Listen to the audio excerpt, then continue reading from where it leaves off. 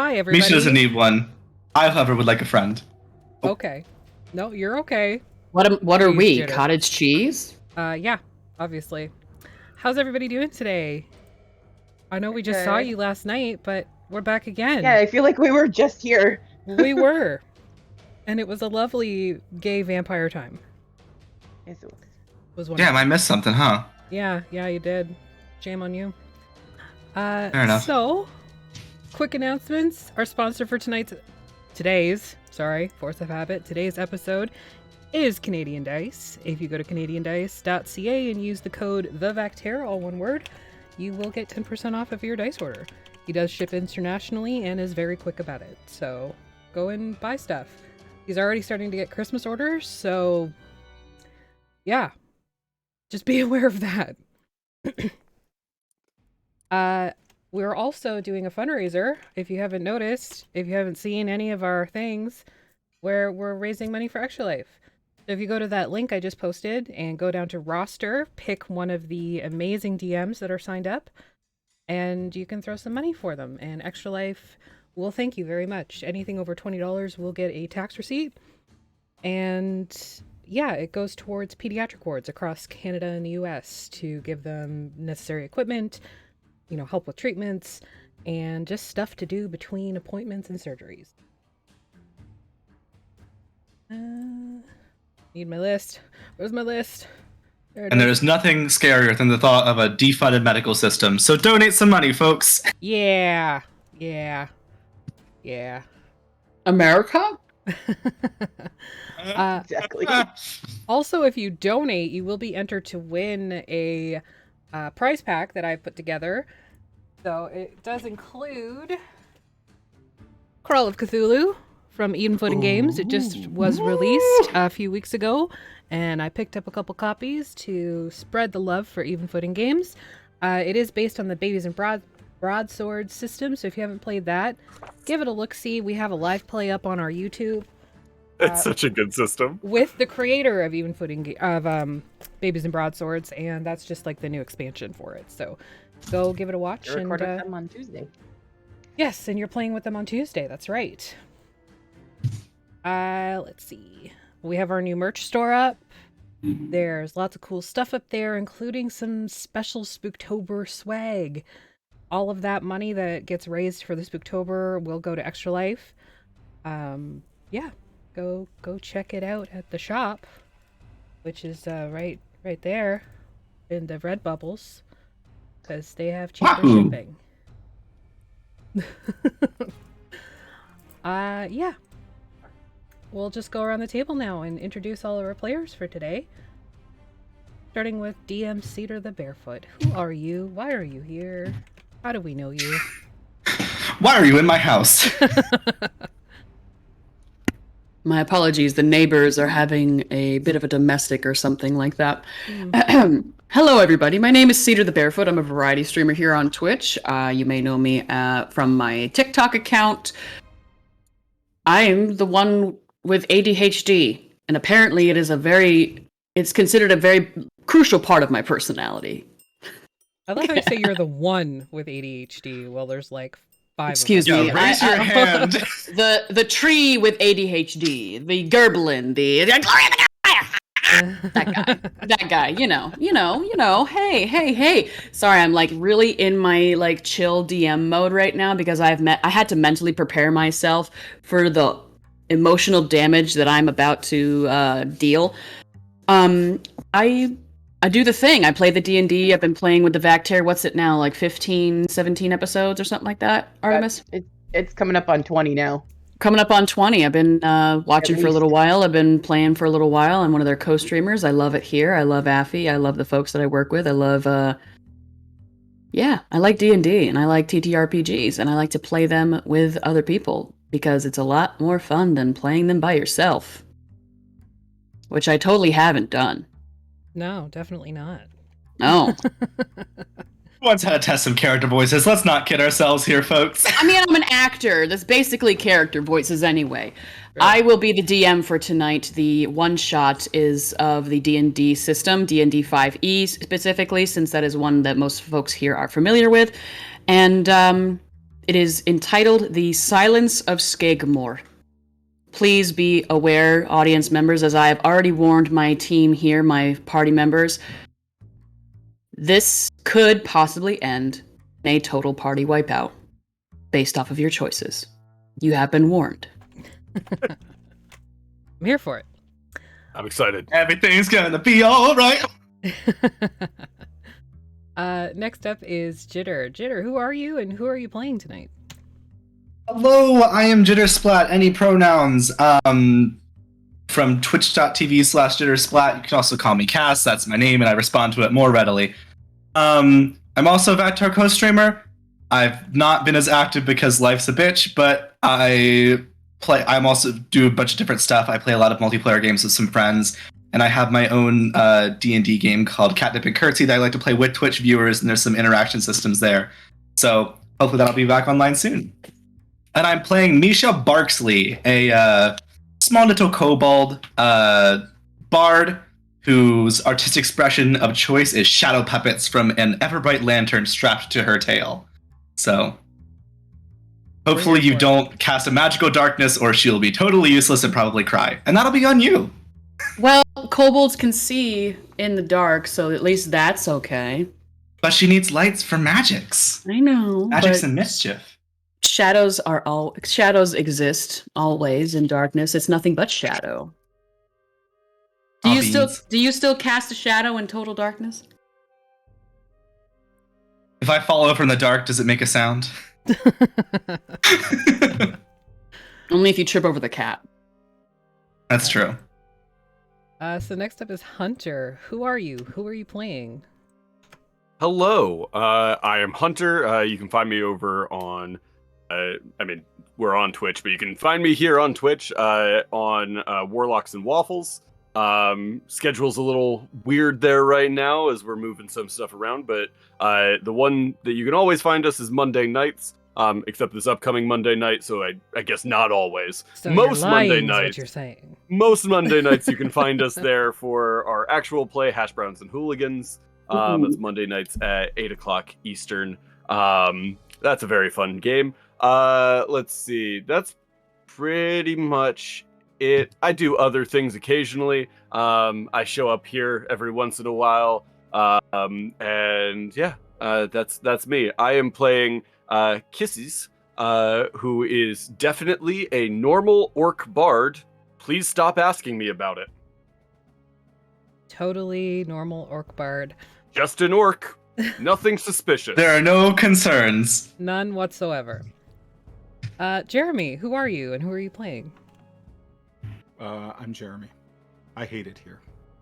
Yet you keep coming back and you play in our campaign. And I'm then under you're contract like, hey, or I want to something. be I'm a under vampire. contract. I'm not allowed to leave. I don't They know. stole get your upset when phylactery we- and they won't give it back. Yeah, that's You right. get upset when we don't ask, so.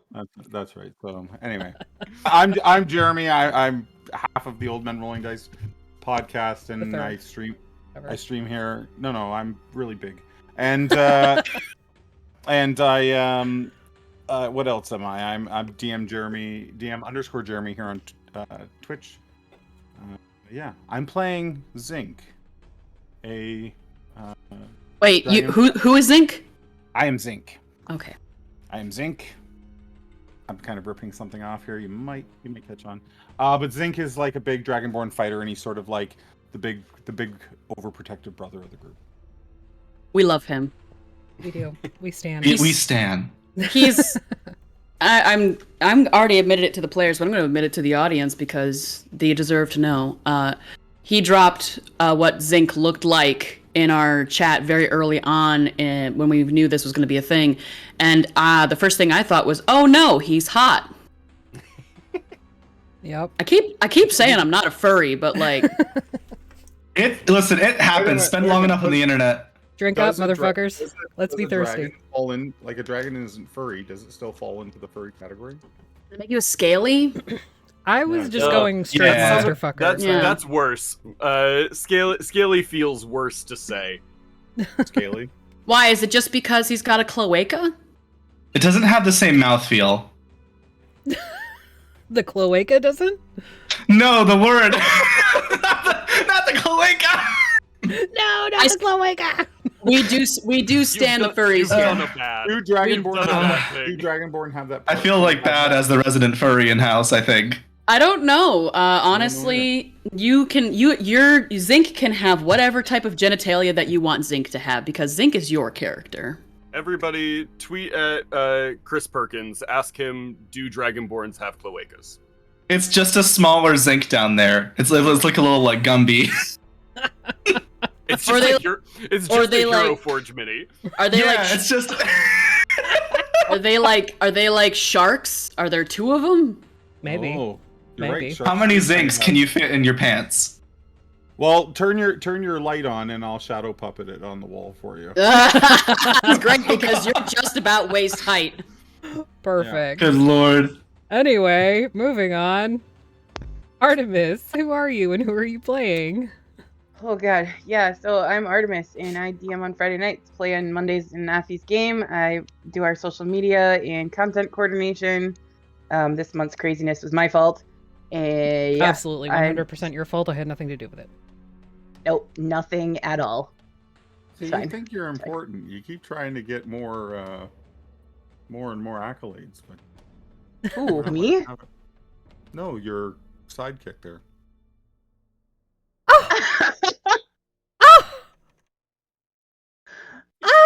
Oh, I'm really glad that I live 600 miles away.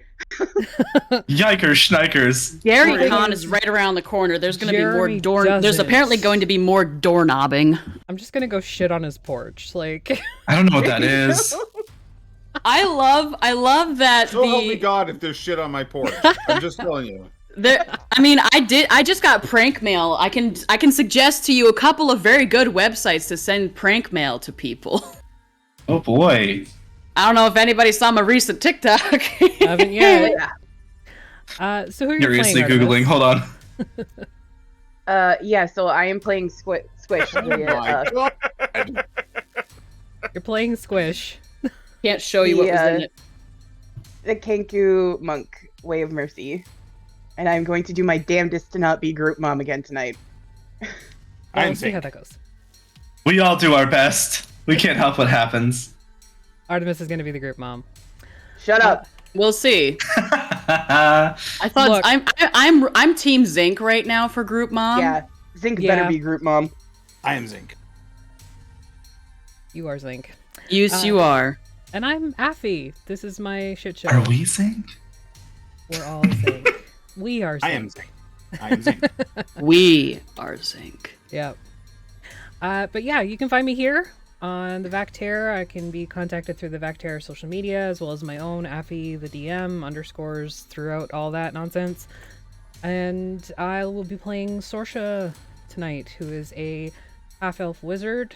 A little bit of an edgelord character, she likes to think, but not actually because she is Squish. But not Squish. But not actually Squish. She's just squishy. The best kind of person. Yeah.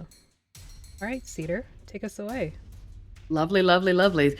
Those lovely, lovely characters. I'm so excited to meet them and see And kill what them. they're gonna be like. I mean, Mm, I just want to talk for just a second about the little process I took on for this campaign. I wanted this party to have already been together for some time now, a little less than a year now.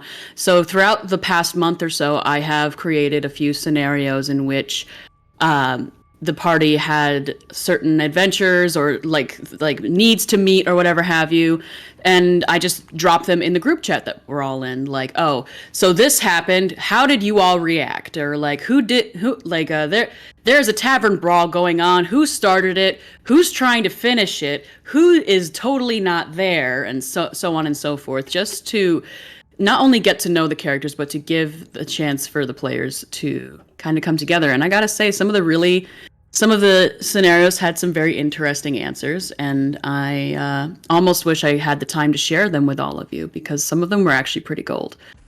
And I just want to thank you, my players, for indulging me in that type of silliness that took place prior. I am sorry if answering those questions made you fall in love with your characters in such a way that you would feel upset if I were to rend them from your cold, lifeless fingers. But I think that is partially what my intentions were. Anyhow, let us start. This is the D&D one-shot, The Silence of Skeggmore. So, this party, does your party have a name? Did we end up coming up with one? I don't think formally. Squish in the band.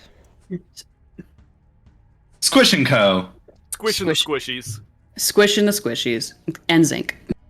Zinc. The Squishies and Zinc. Actually, Mitchell, I Mitchell, like Fidgel, and Kevin.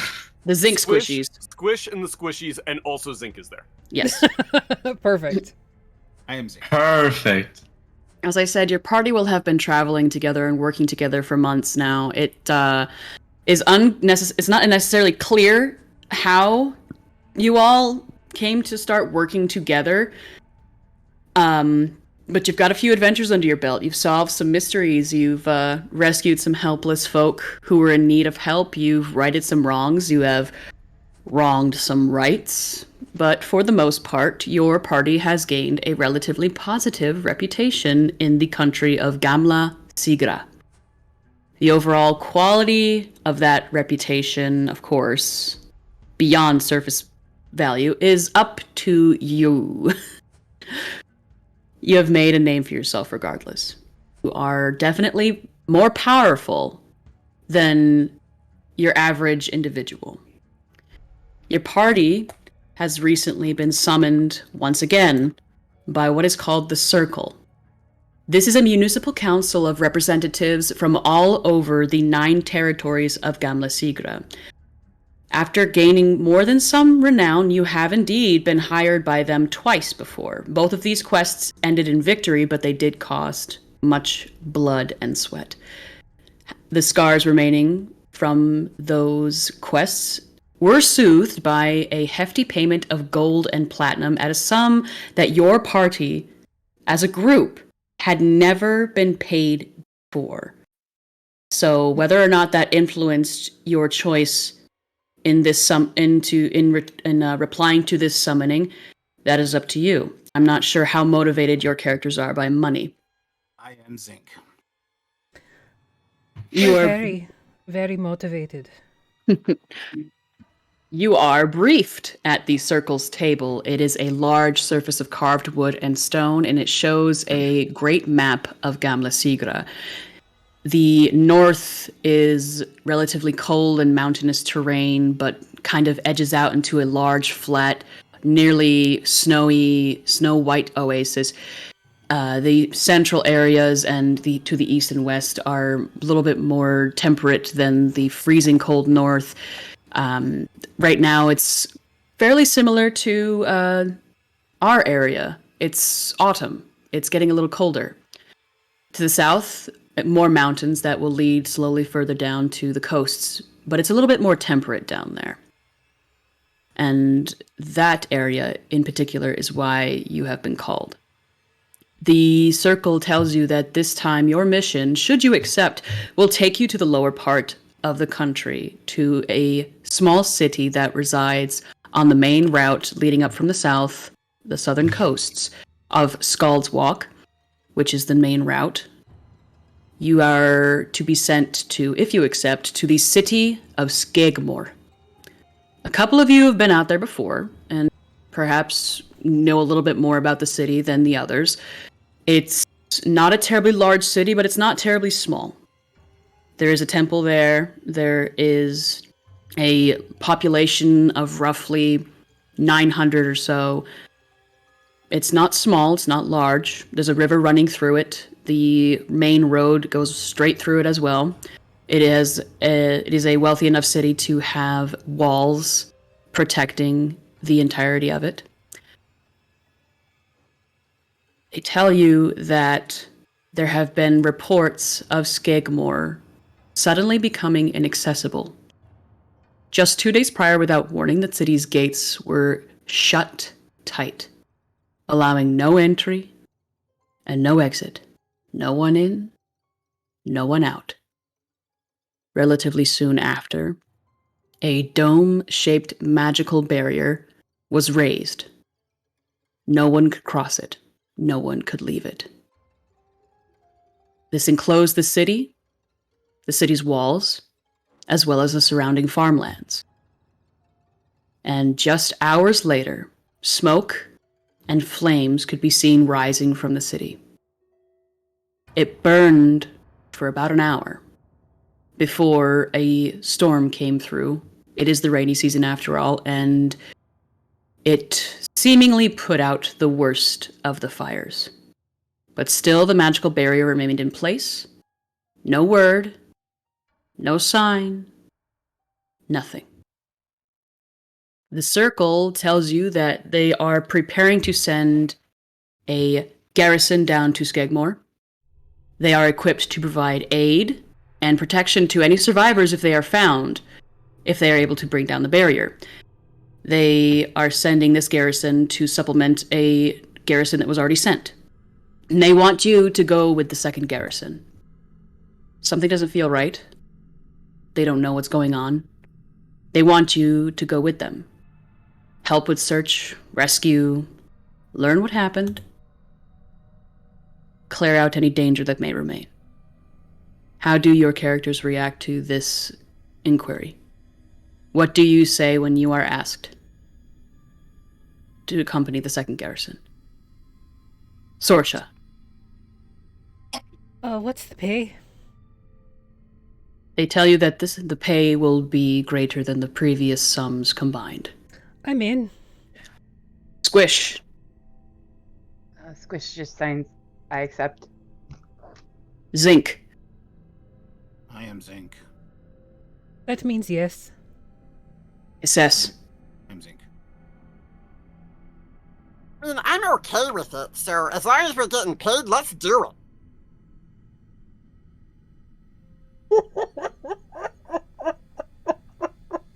Misha.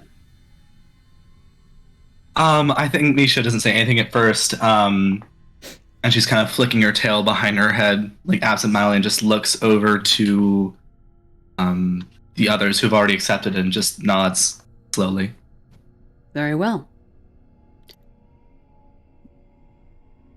They ask you to leave immediately.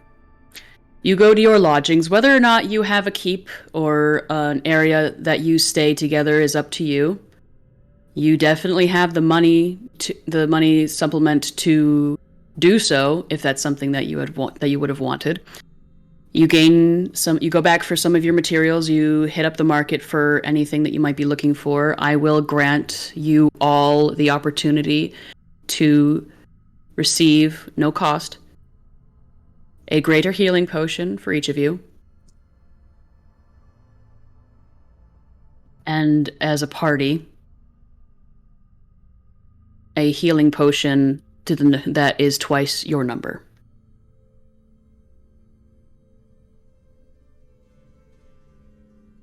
That means 10.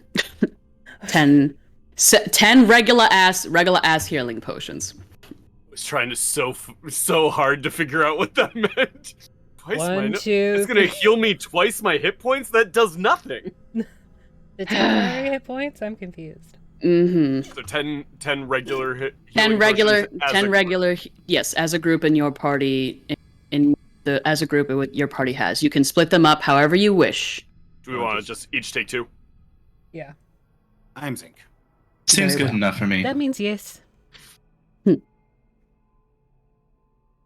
You immediately leave, and you are traveling with the caravan that is driving southward.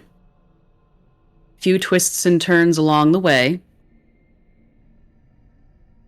Eventually you make it to the direct route to the south, Scald's Walk, and you travel. You hear disquiet amongst the soldiers that are with you. You hear murmurings amongst the magic users that have accompanied. You hear inquiries, wonderments, speculation from the healers. There are people of all types here. Hard to know what kind of help to send when you don't know what the danger is. You arrive eventually, roughly 2 days later. No word. You arrive in the evening. You see it from a distance at first. A distant glowing. As you get closer, you see that it is more than just the glow of orange across the trees, breaking through the forests. And then you come to the clear. You see the farmlands. And they are all encased with Skeggmore sitting in the middle in an enormous magical barrier dome of bright, sickly orange colors. Not breathing, not moving, not humming, silent. There are no lights coming from the city. The only lights that you see aside from the dome are the lights that are set up in the camp, the temporary encampments that have been set up by the 1st Garrison. And you arrive. What do you do?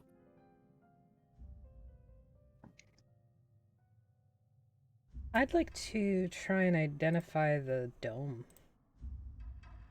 Make an Arcana check. I have identify. Mm-hmm. Okay, I'm just putting it out there. That is something that I Alright. did have. Let us have a look. And I know that you have it. All right, I did a 22 on my Arcana. 22 Arcana. Okay. Are you going to cast? You can this can be a supplemental to your casting. Yeah, It- I'll ritually cast it, so it's no spell slots. How long does this ritual take? 10 minutes.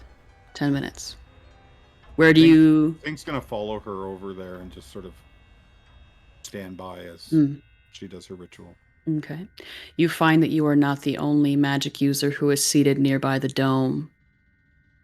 There are perhaps 1 or 2 seated around the dome every 10 yards or so. You can't see completely around. It's dark, aside for that distant glow. But you can pretty much make out the shapes of other magic users, probably taking up the entirety of the perimeter here. What are the others doing? We'll come back to this. They're like touching the dome. Some might be. Okay. But I am nothing not seems su- to be happening when they're touching the dome. Nope. They touch any touch that you are able to see allows no passing through. It provides no pain, seemingly.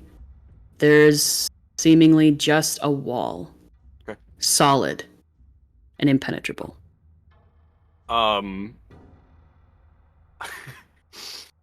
I go a little ways down the dome. Mm-hmm. Pull a little camp shovel out of my backpack. I'm gonna try and tunnel under the dome. Okay. We'll come back to you. Misha. I think Misha takes a very Occam's razor approach to life. I think her first thought would be to do the same thing and pull a shovel out of her archaeology kit and try to work with our barbarian friend to try and tunnel under. I think she would leave her lantern beside Sorcha's ritual circle to provide her some light in the morning here. It is very late in the evening, by the way. It is not morning. Well, there we go. It is dark. Squish. The light will help. Yes. Squish would probably try to find somebody who looks like they're in charge at the moment and ask them, what can you tell me? Okay. Sounds like something that the team mom would do. Shut up. Yep. I'm Zinc. You're gonna ask an adult? So that's what me, Cassie, would do normally.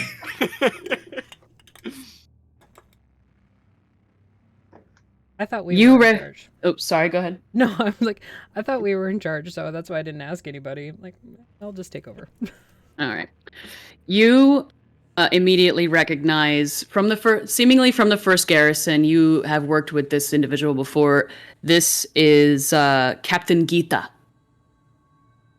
She is a tall, strong, well-built human woman.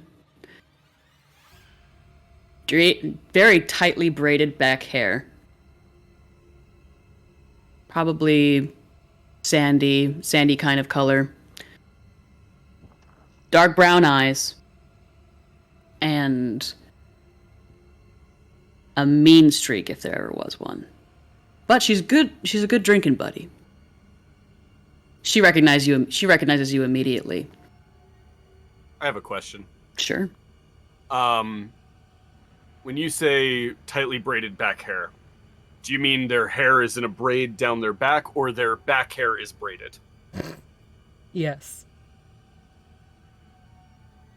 You don't know? It could be like a I'm French not there. braid thing where it starts on the head and kind of like works its way into the back hair. Yeah, you definitely all have interacted and worked with this individual. So if you want to make a retroactive perception check, sure. Nothing would make This me is happier. important. I got a 3. I'll never know. I'm too short to see. Non-natural 20. Okay. What are those hyena dog people again? Knowles. Gnolls. There may have been a gnoll, perhaps, further back in the genealogy of Captain Geeta. Because They've got the mohawk that goes down their spine. seemingly, Love that. as far as you can tell, That's incredible. And if you cut it, she loses all her power. she's not a lion. So, yes, human variant. I think, so before we have that little conversation, we'll resolve Kysses with your little trowel, because everybody, who leaves the house without a trowel? Yeah. I'm not an animal. You're digging, and as you dig down, it seems that it is not going to work for you, possibly, because it seems that the dome is actually a sphere. I am Zinc. They always get you with them, their spheres. I know, buddy. I'm almost done, I promise. Squish. Captain Geeta notices you. She seems to be talking. She's standing with a couple of her sergeants. She has a table erected here. There's some roughly drawn maps here. There's a few marks on it, X's. Just based off of your passive perception, I'll say that you surmise that there have been some attempts to penetrate this barrier. Some of them may have been explosions, based off of some of the very angry red X's on this map, and possibly some scorched earth that you may look at and see incongruency of the placement of said X's. She notices you and she looks down upon you. She is a very tall woman. She's roughly 6'4", and she nods and she says, "Squish." Hello. "Hello. What can I do for you?" What can you tell me about the dome? Can't get through it. It's up to the magic users at this point, and you know I don't know anything about that. Same. How are you? Are you well? I'm good. I wasn't talking to you. And you look, and you kind of glance over your back, over your shoulder, and you see that another sergeant has come and seems to have some messages from around the other side of the dome. Like I said, mean streak. She's already moved on from talking with you, unless you want to persist. No, I just want to take a really good look at the map that they have. Make sure that Okay. I can see all the places that they've tried. Let's see. Would that be investigation? Or would that be a perception? the difference between those two is always so weird for me. Yeah. My default is Investigation is usually usually touch. investigation is hands-on. Yeah. Yeah. Yeah. Very hands-on. Are you trying to get, if you want to get up close and personal to get a look, they're not going to stop you. Feel free. If it's just a minor, like, look over, then perception. Investigation or perception, I'll take either or. Okay. Whichever flavor you're looking for. A 7. A lot of X's. Looks like brute strength is not going to be what gets through this barrier. And that seems to be all that Captain Geetha has tried. Surprise, surprise. Surprise, surprise. I think when she sees that shoveling is not operable, we'll say. Mhm. I think her first instinct would then be to go and like flag down one of these other spellcasters, assuming they're not like currently in a ritual, but to kind of take a knee on the dirt beside them and try and see what they've done to get through. Okay. Let's say that you approach. Okay. You recognize this person as well. Actually, let me leave that up to chance. See if you get a rando or if you get somebody important. High or low?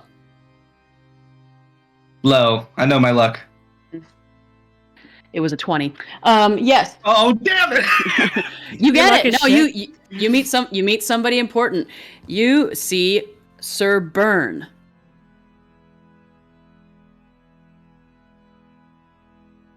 Whether or not that Sir is a knighthood, you are not sure. But he is also someone who has been called upon by the Circle once or twice. You have worked with this man once or twice.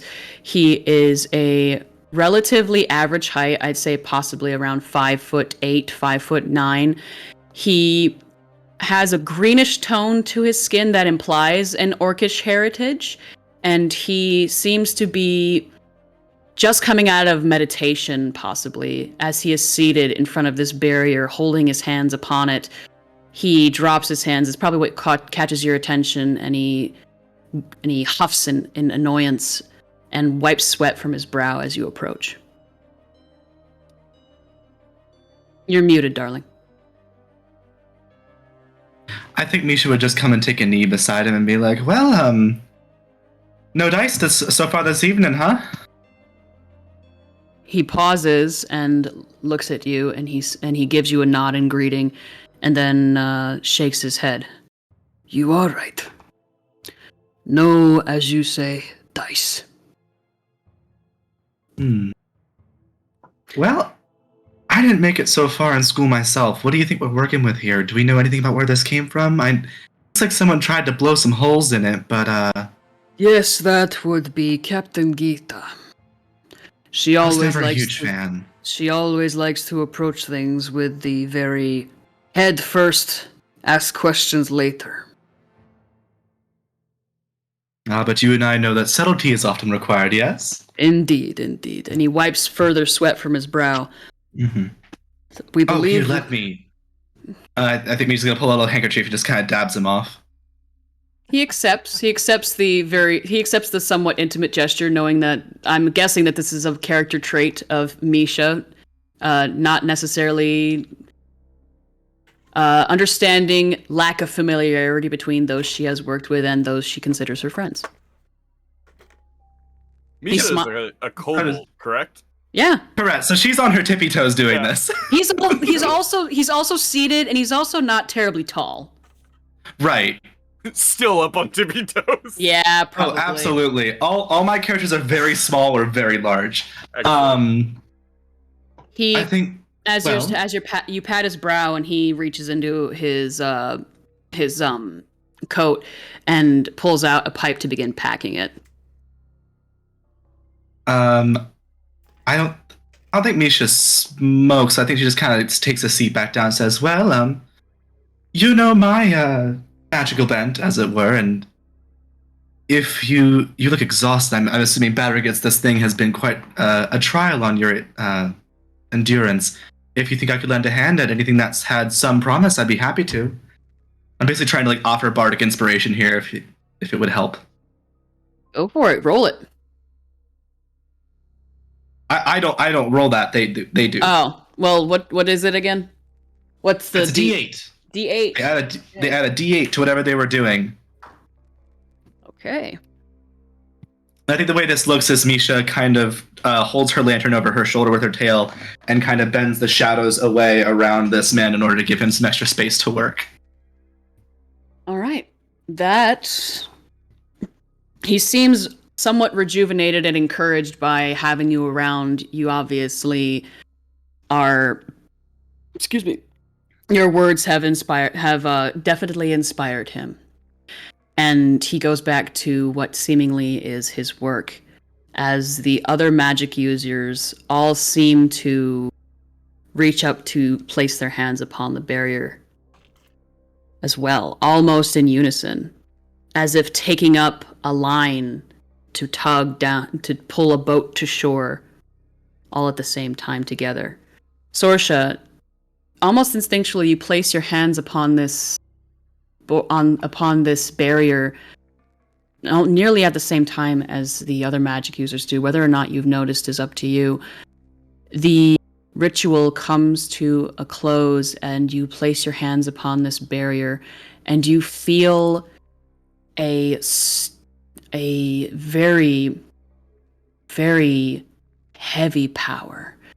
You feel the lightness of the wind, you feel the heat of the distant stars, you feel the singing of the moss, you feel something that is hard to grasp, but you have never felt before. And you realize, you come to the conclusion that what erected this barrier, because identified, for those of you who don't know, as a spell, aside from items and what magic is imbued within an object or otherwise, if an item was created by a spell, you learn which spell created it. This barrier was erected by the spell known as Wish. Oh, she. Okay. I am Zinc. Oh, it's not good, friend, not at all. And we're a bit fucked, aren't we? There's very little that we'd be able to do to bring that down aside from another wish spell. Misha turns out her pockets and says, well, don't seem to have those exact components laying around with me. It's a little bit out of my range, unfortunately. Yeah. What, Zinc's gonna timidly tap it. Okay, Zinc, you reach out and you tap at the barrier. No noise is produced. Normally, if you tapped on a surface, it would, produce some sort of a sound. It's not a sound at all. You feel it there. It's as if you're touching something as light and delicate as glass, but also as strong and as impenetrable as stone, as brick, as layers and layers of earth. No heat, no cold, just there.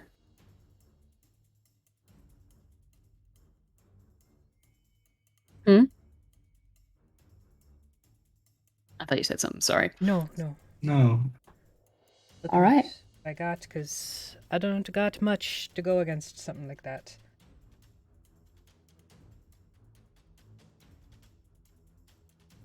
Well, I think we can go tell the captain at least that the explosions can stop and save our ears a bit, maybe. In the distance, you hear a boom.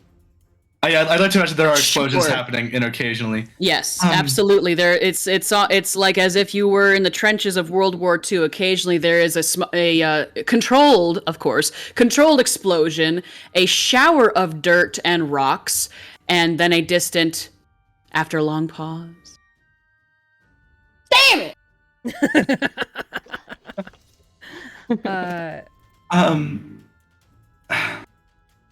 Well, Sorcha, you spoke with the commander, yes?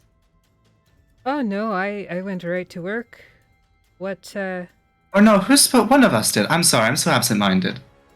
It's all right. And I look around. Oh, it was Squish. I'm Zinc. guessing. Yes, They're over there by the tent. was the... Oh, I walk over. So, Squish, when you talked to the good commander, was the only tactic explosives? Has anyone tried to scale this thing? It doesn't appear to invoke any pain upon touch, and perhaps there's a hole at the top? I don't know how anyone in there is breathing, perhaps. What if they are breathing, I suppose? Looks like only explosions. And then perhaps we have some climbing to do, I don't know. I assume that Sir Byrne is nearby, as you had spoken this. He turns away, keeping his hands upon the barrier, and he looks over at you, Sorcha, when you remark that this dome was brought up by the spell Wish. And he says, "Are you sure?" Definitely. No doubt in my mind whatsoever.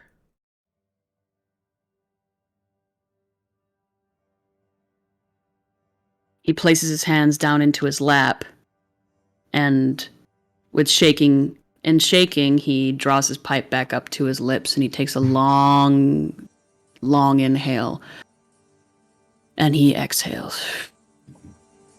He looks older in this moment, older than you have perhaps seen him. You've known him for perhaps, I'm not sure how long apart you have known him as, but you've worked with him once or twice, at least in the past year.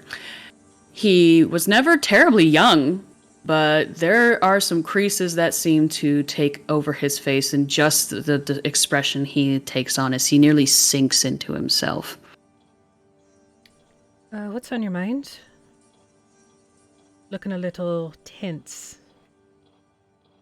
There is something that I can do.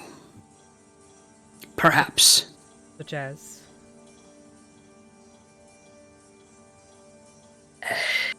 It may come at a great cost. To who? Whoever... Well, I would not let another person. And he tucks the pipe in between his teeth, and he reaches into a pouch at his belt. You recognize as a bag of holding. Reaches in, pauses, and draws a small velvet bag from the bag of holding, and turns it about in his large greenish hands for a moment. I haven't opened this bag for a very long time. And he takes the pipe from his teeth. I had hoped that I would never feel I needed to take the chance. Could you enlighten the rest of the class there, sir? Not quite sure what you're putting down. He draws open this black little velvet bag. It shimmers and shines in his fingers, almost reflecting and consuming the light as it moves. It's very gossamer, yet completely opaque.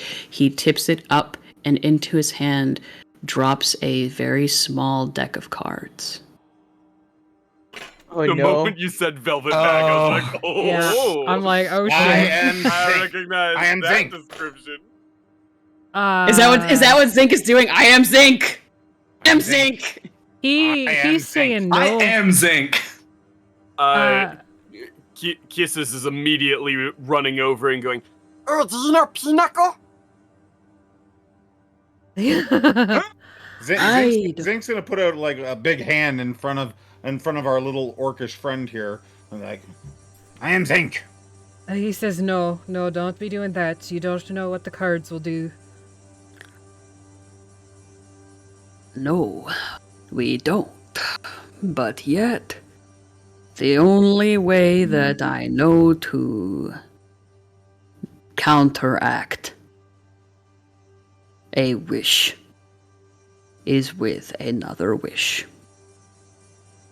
Or we could just fuck right off and not worry about this. They seem to be completely contained, whatever be in there. And we're completely contained out here. Rather than, I don't know, open up a gate to the astral plane or sucking yourself into the plane of delirium. Like, we're good. We can just leave this and not deal with it whatsoever. See, Zinc agrees with me. Zinc's a smart fella.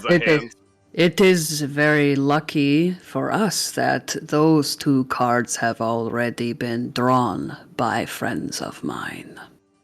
That's real depressing, and I'm real sorry to hear that. But what else be in there? What's left? Could be anything. I do not know. There's plenty. You could knock yourself stupider than Zinc.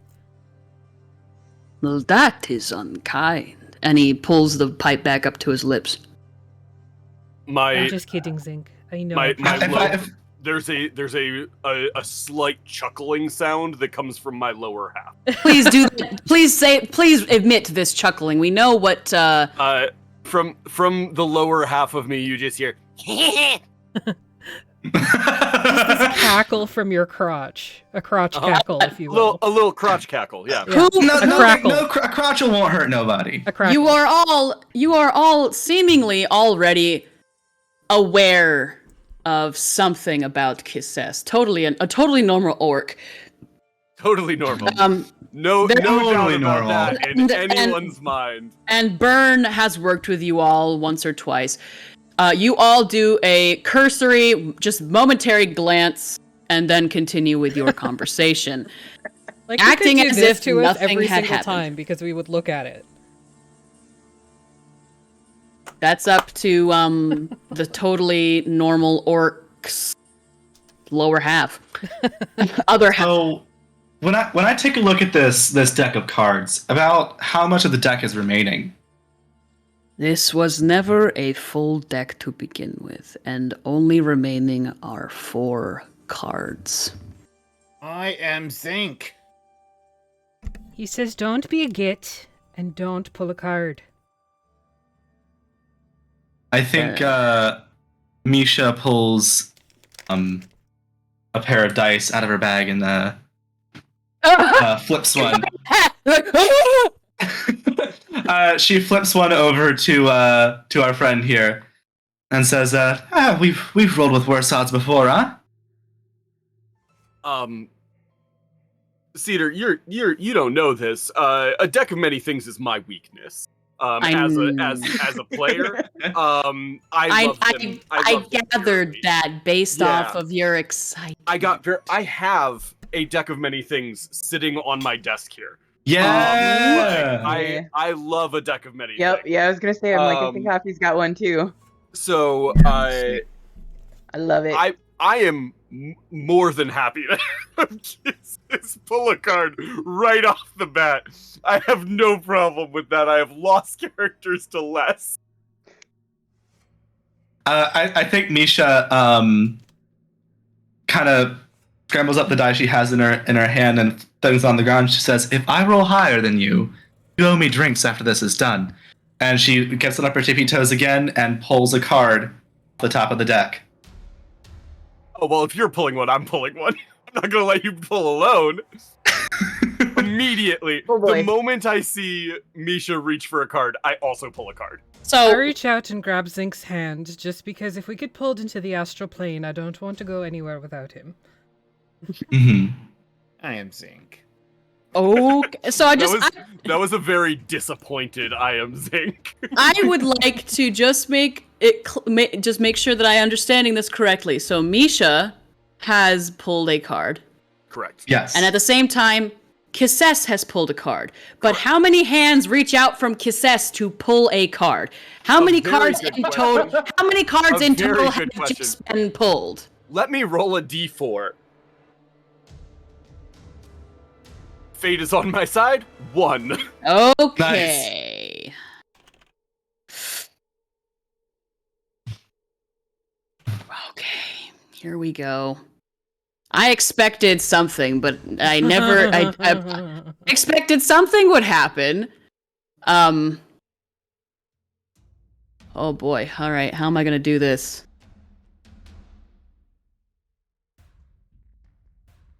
All right. Where am I? Squish just sees all this happen and just signs, oh shit. This is a big oh shit. What's the damage, DM? I'm ready. Just to clarify, I know early on in our chat, in the group chat, there was a discussion of because there's such a high chance of us dying, if we die, we're just removed from the call. Is that still a thing?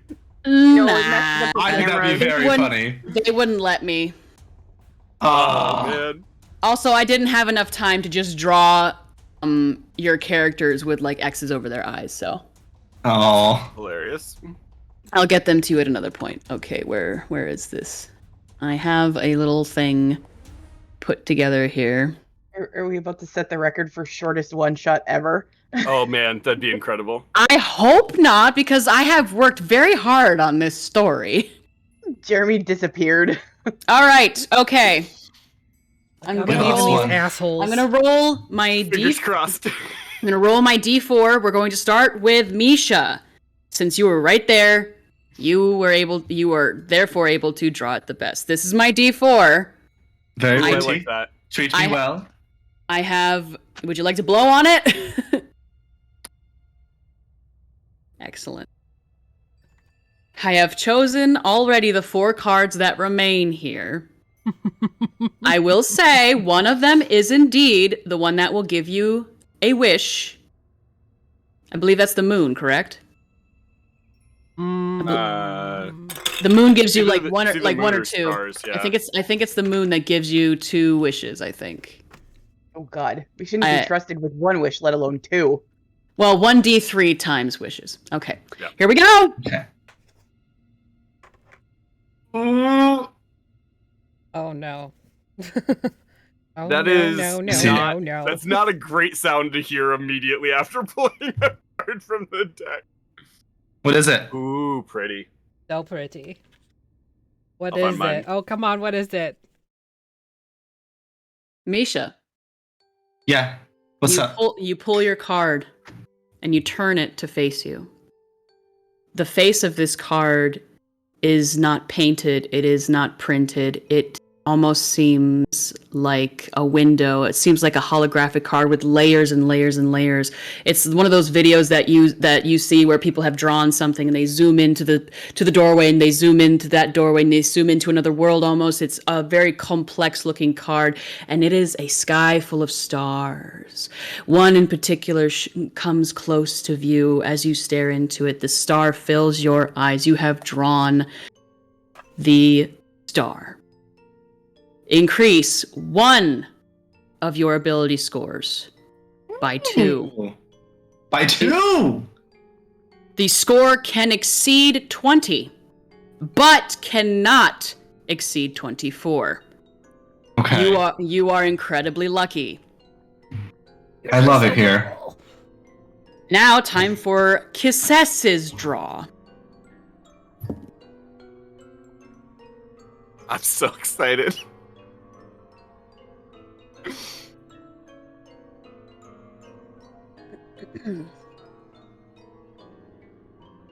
Oh no. Kysses. Uh-huh. Mhm. This is also interesting because this is Kysses specifically drawing this. Correct. So we'll have to take that into account later. The card turns to face you, and at first you see nothing. Just a blank space. But then it seems as if eyes open. Burning red-orange eyes open. And seem to jump out at you from the face of this card. Poisonous, hissing eye. A Medusa-like visage has cursed you. You are cursed. You take a -2 penalty on saving throws via this curse. Only a god or the Magic of the Fates card can end this curse. So you now have a -2 to all saving throws. Incredible. And there are two. Good. And I'm telling you now, there are 2 cards remaining in this deck, and you, Kysses, are also incredibly lucky.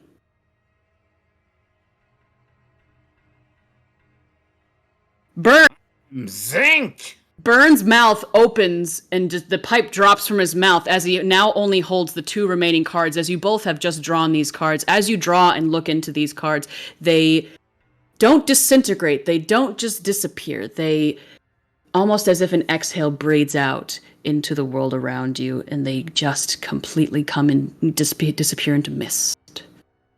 Zinc says you're both fucking idiots. Misha, you feel in Misha, please tell us real quick what ability score you place those 2 free points into. That would be dexterity. My dexterity is now 19. I'm very quick. You are extremely dexterous. You are feeling Yes. You feel spry and limber, and in a way that you have not felt before. You feel very, very quick on your feet. I think with her newfound skill, she kind of tuck and rolls between the legs of this man whose name I cannot remember. Burn. Burn. Burn and says, I think you'll be owing me those drinks. Zinc's gonna grab that wizard by the throat, Okay. and with my belt of giant strength, I have a 25 strength. Mm-hmm. I put him on his knees. You put him on his knees as he holds the remaining 2 cards. He does not fight you. Kysses, you feel off. Not tired, not delirious, not necessarily confused. But there is this strange sense of distant vertigo, just feeling as if you are perhaps 1 second out of sync between your mind and your body. A sense, a very small sense of dissociation almost. Like you are here, but are you really here? And that may, of course, affect you in whatever ways you choose to roleplay, but you have now -2 to saving throws. Zinc, the enormous orange dragonborn, has this orcish heritage wizard by the throat and has him upon his knees. What is everybody else doing? Zinc, let him go. It's not his Zinc, fault Zinc, that we what- run with idiots. Don't hurt. Zinc! If you're gonna pin anyone down, pin me. I'd like to see you try. I got some new sweet flips I can do. I know, but Misha and Kysses, they're the ones that drew the cards. It's not his fault. I say, fear not, my friend. I'm a big girl. I'm making my own decisions here.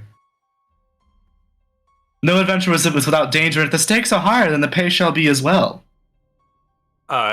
Kysses just sort of look a little nauseous, like looks down at the ground, kind of blinks in the sunlight a little bit, and then says, Moonlight. sorry, moonlight, which is just sunlight bounced off of the moon. Yeah, it's just sunlight with extra steps. Kysses says, I can't be certain, but I don't think this is what a wish feels like. You hear Burn say, I guess not. Zinc. Zinc, would you please let the man go? Zinc. I give him a little pat on the arm. He nods. Misha, did you use the wish to be like a real fast lizard? I'm quite slippery now, if you will. Is anyone else hopping at the chance here, or do I need to go for round 2? That's what I was thinking. We've already drawn 2 and we didn't get what we were thinking, so we might as well draw the last 2. Or at least one more. Well, If we're pulling wish off the top here, listen. I played a game or two of poker in my life. I don't think you gotta pull more cards than you need. We should try at least one more, right? You hear a shout from behind as Captain Geeta has taken notice to the assault upon Sir Byrne, and she says, "What's going on over there? What's going on? What are you doing to the wizard? What's going on over here? Are you being hooligans?" The snake lady in the card made me feel sick. Could we borrow you for a moment? I'd like you to just take one of these cards and read it for me. What do you mean? What persuasion? Oh god. It feels like I'm deception. not persuasive. Misha takes a full step back. This is not her style. Oh, 19. Ooh.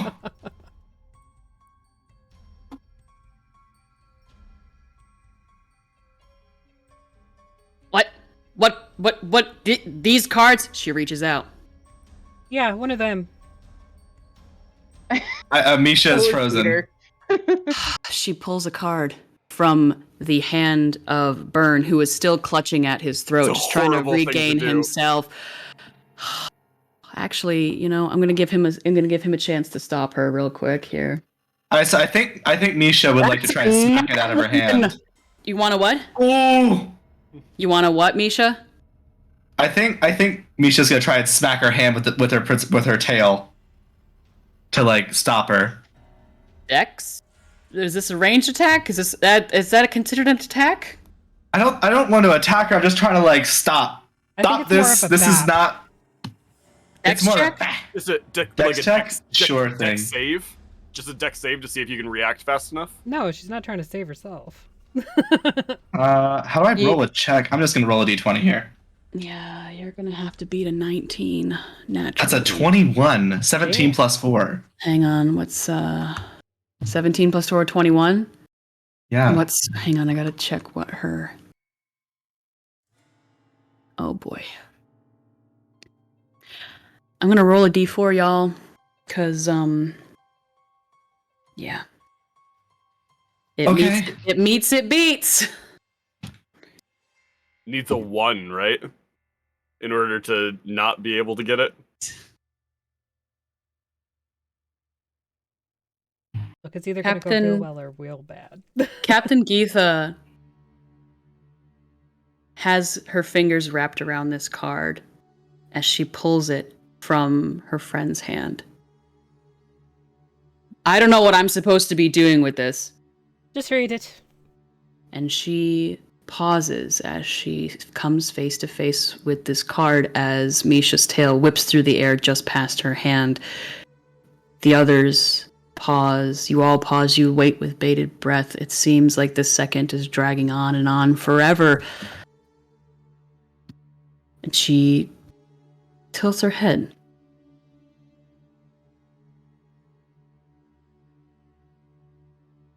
Well, that's weird. What's weird?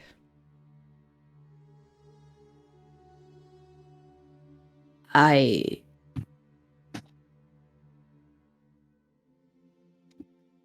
I have to roll a d3. She drew the nice. She drew the wish. I'm not lying to y'all. Oh my god. Of course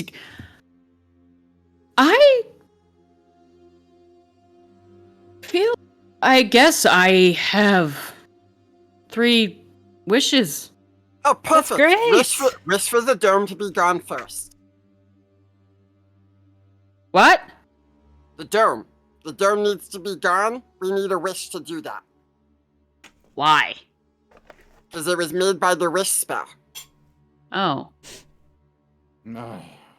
You can't blow up a wish spell, but you can wish for a wish spell to be wished away. Glad I thought of it. The dome disappears. Well done. And I give her a pat on the back and, all right, let's go. Squish decides to be careful with the other ones. I think Misha puts her hands on her hips and says, well, perhaps you should also wish for our friend here to be taught a lesson in entrapping others without full information. It wasn't entrapment. It was a calculated risk. Wait, what would have What happened? risk to you? What would have happened if I had pulled the other card? We don't know. We don't Oh, know God the case. knows, but it wouldn't have been good. What are these things? And she goes to hold up the card, but it's already gone. What did? They're magic. Can somebody please And I explain what's walk going away. on here? Wish for your happiness and for a long life with a beautiful person by your side because you just got very, very lucky. And Misha starts walking away towards where the dome was. If you're confused on what to wish for and you still have wishes left, I was cursed by a snake lady in a car. I would like that to not be a thing. But they're your wishes. And I just follow after. Our intelligence is not high enough to be able to come along with this conversation. But y'all are going. Where are you going? I ask Byrne to explain to her what just happened while we go. Okay, while you're walking towards the. You were already at the edge of the dome. Are you walking towards Skeggmore? Yeah, towards Skeggmore. Okay. All right. That's why we're here. I guess you. I guess you hear. Go. Sorry. Go ahead. Somebody started walking that way. I follow the person that started walking that way. To imagine like the ring of mages that were kind of like hands of the circle all kind of fell on their faces when it went down. Yeah, that was going to be the next description. Everybody who is placing weight upon this dome immediately hits the dust with their face first. Was As anybody you're climbing it at the time? Oh, I hope not. Oh God, no. Fall damage. You just hear the SpongeBob voice clip of Egg! how high? I mean, a high or low? Low. Well, they were high.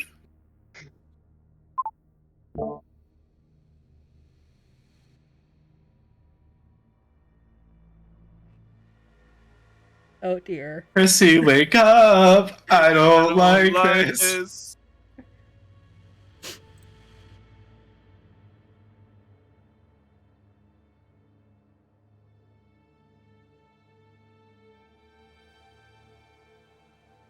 I don't like It's the never a amount of good time side. this is taken. Oh boy. I'm gonna That's a lot laugh of if They come counting. back and say no, nobody was climbing.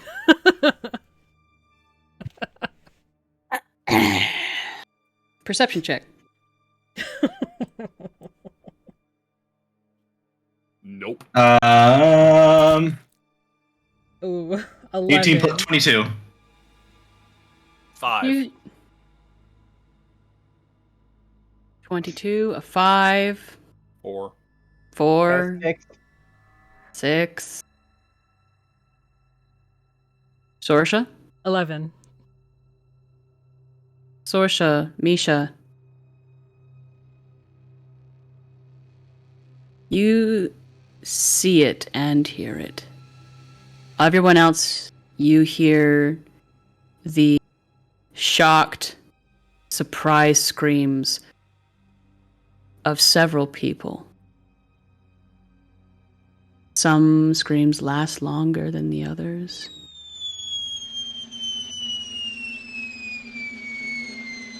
Oh no. I knew there was gonna be a soundbite somewhere. Oh God. Sorry. That was uncalled for. It was perfect. I loved it. Sorcha, Misha, one of the folks who was nearly at the top of the dome comes plummeting down, No. roaring with fear, surprise at what has just been rent from beneath them as the ground comes up to meet them.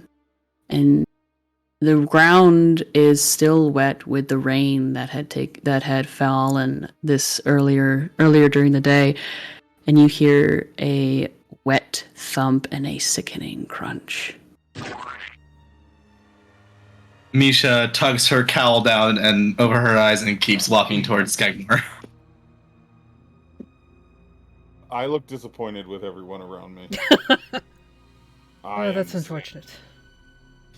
You hear Captain Geetha come from behind say, "What?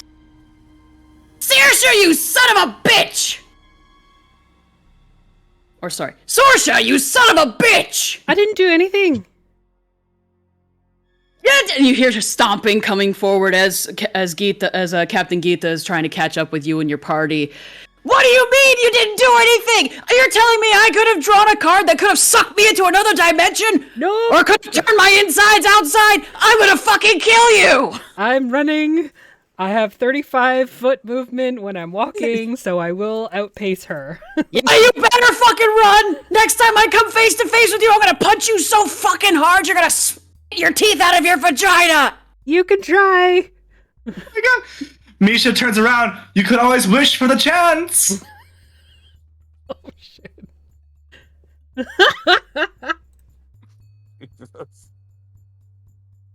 Or, don't waste the wish on that and instead wish that your friends didn't die. Sorcha, you immediately impact with the heavy armor that is Captain Geeta, the immovable force that is Captain Geeta, as she just suddenly appears in front of you and with a mighty clang. Hi. She cracks her knuckles down at you. All right. I get one, and I won't kill you. Nope. And I will Misty Step away from her. Okay. Keep track of all your spell slots, everybody. Oh. You make your way along Scald's Walk, heading towards the city walls of Skeggmore. As I said before, there is no light coming from the city that you can see. The battlements are unlit, no torches glow. I believe, Misha, you have your lantern upon your tail. The only light sources you see are the fires from the encampments that have been set up temporarily behind you, and the tentative torches that are being lit as other parties begin to approach the city from all sides around the dome. Excuse me, around the circle of the wall. It is quiet. Very, very quiet. There is no sound even of crickets. There's a thin layer of mist around your feet as you walk closer and closer to the city gates. Burn catches up with you. The party, I'm assuming Sorcha has pretty much Misty stepped her way, just bamped her way all the way to the gate as it was. Burn catches up with you. The velvet bag and the remaining card is nowhere in sight. You assume he has decided not to push his luck and has tucked the remaining card back into the bag and back into his bag of holding, possibly, as far as you know at least. He is panting. And he says, "Don't you think we should go in with a bit more of a level head? I'm perfectly level. Shouldn't we have a plan? We don't know what lies beyond those gates." Well, we won't know unless we go inside of them. I'm gonna poke him like he doesn't belong here. I am Zinc. He says you're a fool and you should go back.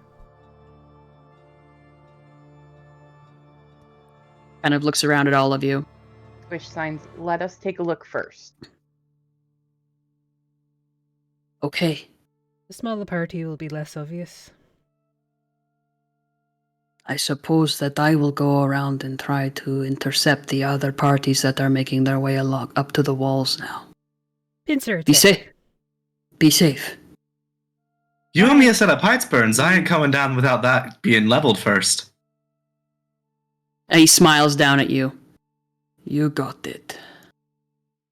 And he turns to jog off to try and intercept another party that is approaching the wall from another side of the circle, near the river. You are perhaps 100 yards from the wall by now, the main gate, the northern gate of the city itself, when you, based off of all of your passive perceptions, It's not hard to miss, especially with the light of Misha's lantern. What's the marching order, may I ask, please? I'm Zinc. Zinc is I up think front. Misha. I think Misha's tunneling right behind the person in front. Okay. I'm in the middle. Yeah, Squish would be probably in the middle too. Okay. And Kysses is bringing up the rear. Got it. You see a broken lump crumpled at the base of the walls. Just as the light from the lantern begins to shed upon it. You are approaching this wall further, closer, 100 yards, 80 yards, going quietly. Are you stealthy? So I don't think you can be stealthy when you have a lantern Strapped to your tail. strapped to your tail. I think maybe she hides it under her cloak when it's pertinent. Okay. The cloak has Zinc been cannot donned. see in the dark, so all the more light he would appreciate. So are I we don't mind are we being a approaching this in all darkness, or are we approaching this with the lantern? Decisions. I think Mm. I think Yeah, it's better to have at 80 everybody yard- able to see. At 80 Then- yards, you had the lantern, and now is the time to douse it, or you continue. You have 10 seconds to decide. 10, Yeah, two of our party 9, members will be blind in the 8, dark if we don't have a 7, lantern, so I 6, say carry the All right. light. 5, yeah. 4. 4 extra eyes it is. 3, And Misha holds her 2. lantern high. Grant. You make it up to the gates. There's not only just the single crumpled lump lying upon the ground that you now know is a body of a humanoid laying in a small pool of their own blood. There are numerous bodies that seem to have littered the outsides of the outskirts wall. Fallen, plunged, jumped, you are unsure. What do you do? Does it Squish look tells fresh? everybody to wait, and then I'll go take a look. But I'll go quietly. Stealth check.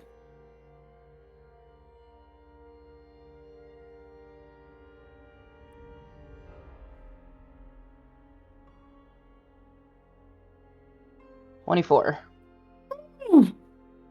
You are the knight. Pretty much. Do you sneak your way up, tiptoeing quietly, feathers not making a sound, arms tucked in close, moving along, just barely letting your talons touch the ground as you move along the road until you are right in front of these gates in which this body lies. What do you do? I kneel down and inspect the body. What are you looking for? Signs of wounds, signs of anything that would have caused this, like if it looks like they jumped, if they were pushed, anything like that. Okay. If they fell off a dome. Okay. And make like a medicine check if you want, or something. Sure, you can make a medicine check if you're looking for the looking after the 17. health of this person. Pretty good. 17? 17? Yeah. Okay. Mhm. You approach quietly and you lay your hand upon what you assume is the shoulder of this body. It's the butt. Gently you turn it onto its back. Mhm. It is the body of a very young woman, perhaps 16, 17 years old. She lies there still. Her arm is very, very broken. Her knee is popped out of place. Her eyes are closed. Her mouth open. Blood dripping down from the crown of her head. But as you draw yourself closer to check for a heartbeat for breath, you hear a very faint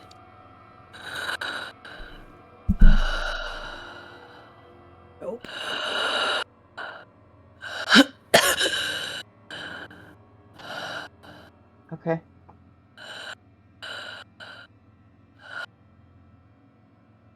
Can I like check the eyes and stuff? You check the eyes. It's kind of dark. Do you have dark vision? That's a good question. There's no light other than the lantern that is... Kenku don't. Yeah. Okay. Okay. You open the eyes and you look at the lid. You look at the eyes, I guess. You pull back the lid, you look at the eyes. They, yeah, they're there. Big, dark brown eyes, you assume. A little weepy. Okay. I kind of motion at everybody else to like move forward and then sign at them. This one is alive. I cast Cure Wounds At what level? first. Make that roll. Because I don't want to do it. 4. Okay. The sickening crunch of bones as her knee moves, jerks back, down, straight, erect, as if you were waking up and stretching your legs from a long sleep. A deep, visceral snap as her knee snaps back into place, the cartilage grinding against each other within the bones and the knee and the thoughts, the tendons coming back together. The sound of tearing, but in reverse. The elbow clicks, the radius reattaching in the center where it had very clearly snapped and broken through the skin. Still bit of blood. The bones, at least, seem to be set back in place. There is a...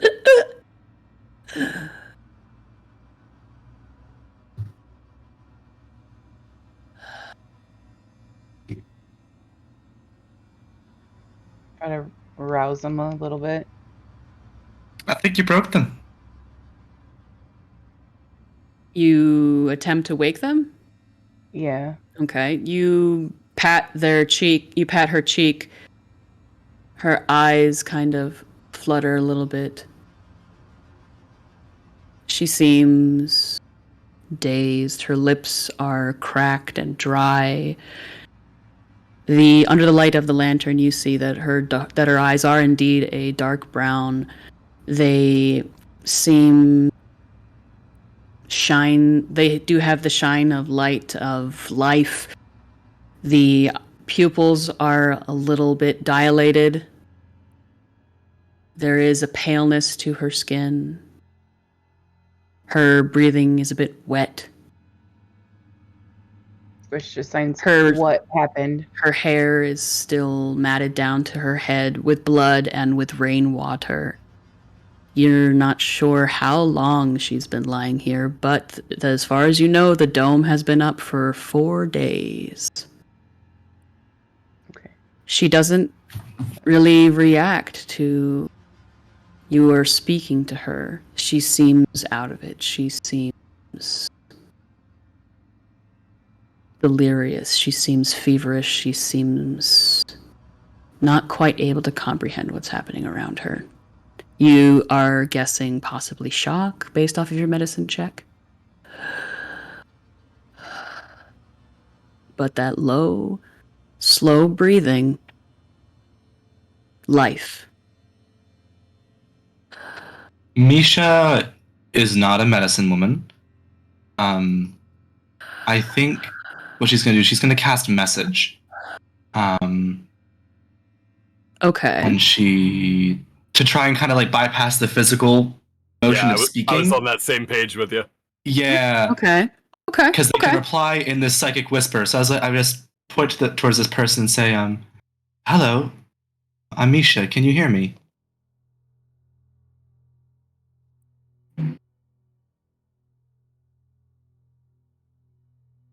Let me see the description itself. So could you read the spell out for us, please? Sure. You point your finger toward a creature within range of 120 feet and whisper a message. The target and only the target hears the message and can reply in a whisper that only you can hear. You can cast the spells through solid objects, yada, yada, yada. Okay.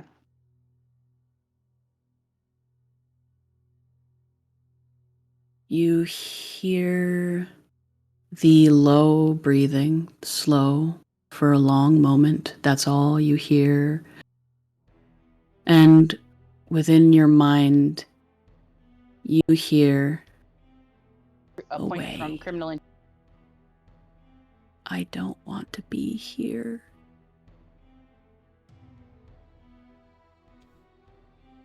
I think Misha gestures says, I'm gonna be speaking with her here for a moment. I need you all to, I guess, keep watch. Okay? I am Zinc. Okay, No problem. she just kind of she kneels down on the ground and kind of puts her hands around this person's head and says, "We would love to get you away from here. Can you tell us what happened?" Is there a word limit on message, by the way? Not It just in says the whisper a description. message. And how many times can Yeah. you cast it? It's a It's a cantrip. It is a cantrip. cantrip. It's a Okay. cantrip, so it could be spammed. Yeah. Yeah. Okay.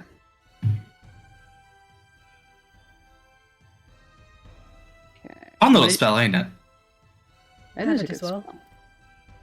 spell. Sorry, what was your second message to this individual? Essentially, what happened here? You hold this individual by you cup this individual by her head, around her head. You feel the slickness of blood and rainwater. You feel along the temples, you feel parts of her hair have been slightly burned away. She has a perhaps somewhere between a first and second degree burn all along the back, around her temple and down the side of her back. The fire that you were told about seemingly did not spare her. She seemed to have gotten away and perhaps have jumped from the battlements to escape possibly this fire. The wounds are fresh. The blood is fresh still yet, even after somewhere between 2 to 4 days. In your mind, you hear again, away. Away. Not here. Tired.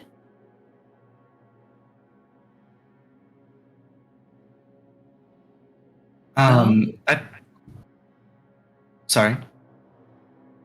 I want to go.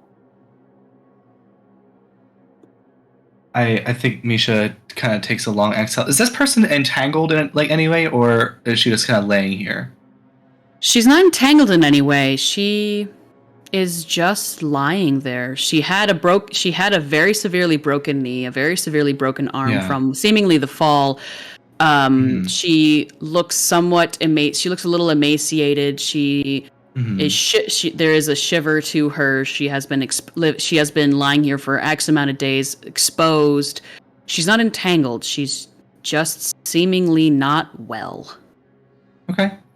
I think Misha kind of like, okay. Final message. I'm sorry, my love. We will be back for you. I think Kysses. And then she tries to pour some water into this woman's mouth, like out of a water skin. I think Kysses is sort of trying to avoid looking at this. They're just sort of averting their eyes. They look a little sick. You cast a spell. Ew, ew, ew. Yeah. Oh, 100%. magic. Like Ew, walks ew. over, isn't really Ew, ew. looking, sort of taps with the edge of their boot, and then quickly moves away. With their boot? I guess not with their boot. With they just sort of like reach down and tap them. Okay.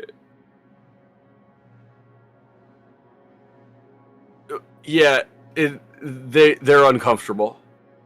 Yeah. I don't blame them. I don't blame them at all. I will cast message to like the other groups. They've Okay. got a survivor, so come get them. Okay. Captain Geeta responds, affirmative. And there is a small group that seems to be approaching from behind, some torches lit. Now that the all clear has kind of sort of been sounded, some are coming forward, and Misha, you are nudged gently to one side as some healers kind of kneel down beside this young woman and this girl, this 16, 17-year-old girl, and they start checking her over and whatnot. Captain Geeta looks at the girl and looks at all of you and says, "There have been similar reports around the edges of the city. Of people like this. Maybe one or two still alive, but not. Seems like a lot of people tried to jump." Very odd. Yes. And we're close to one of the like gates into the city. You are in front of the gate, the northern gate into the city. Northern gate. Okay. Do we see a way to open it? Do we see a way to open it? The gates. Who's been here before? Okay, you two know based off of history check. Actually, I'm gonna make you play some Dungeons and Dragons in this Dungeons and Dragons game. Imagine. I'm good at that. 11. Oof. 12. Okay, that's pretty decent. This is the main road.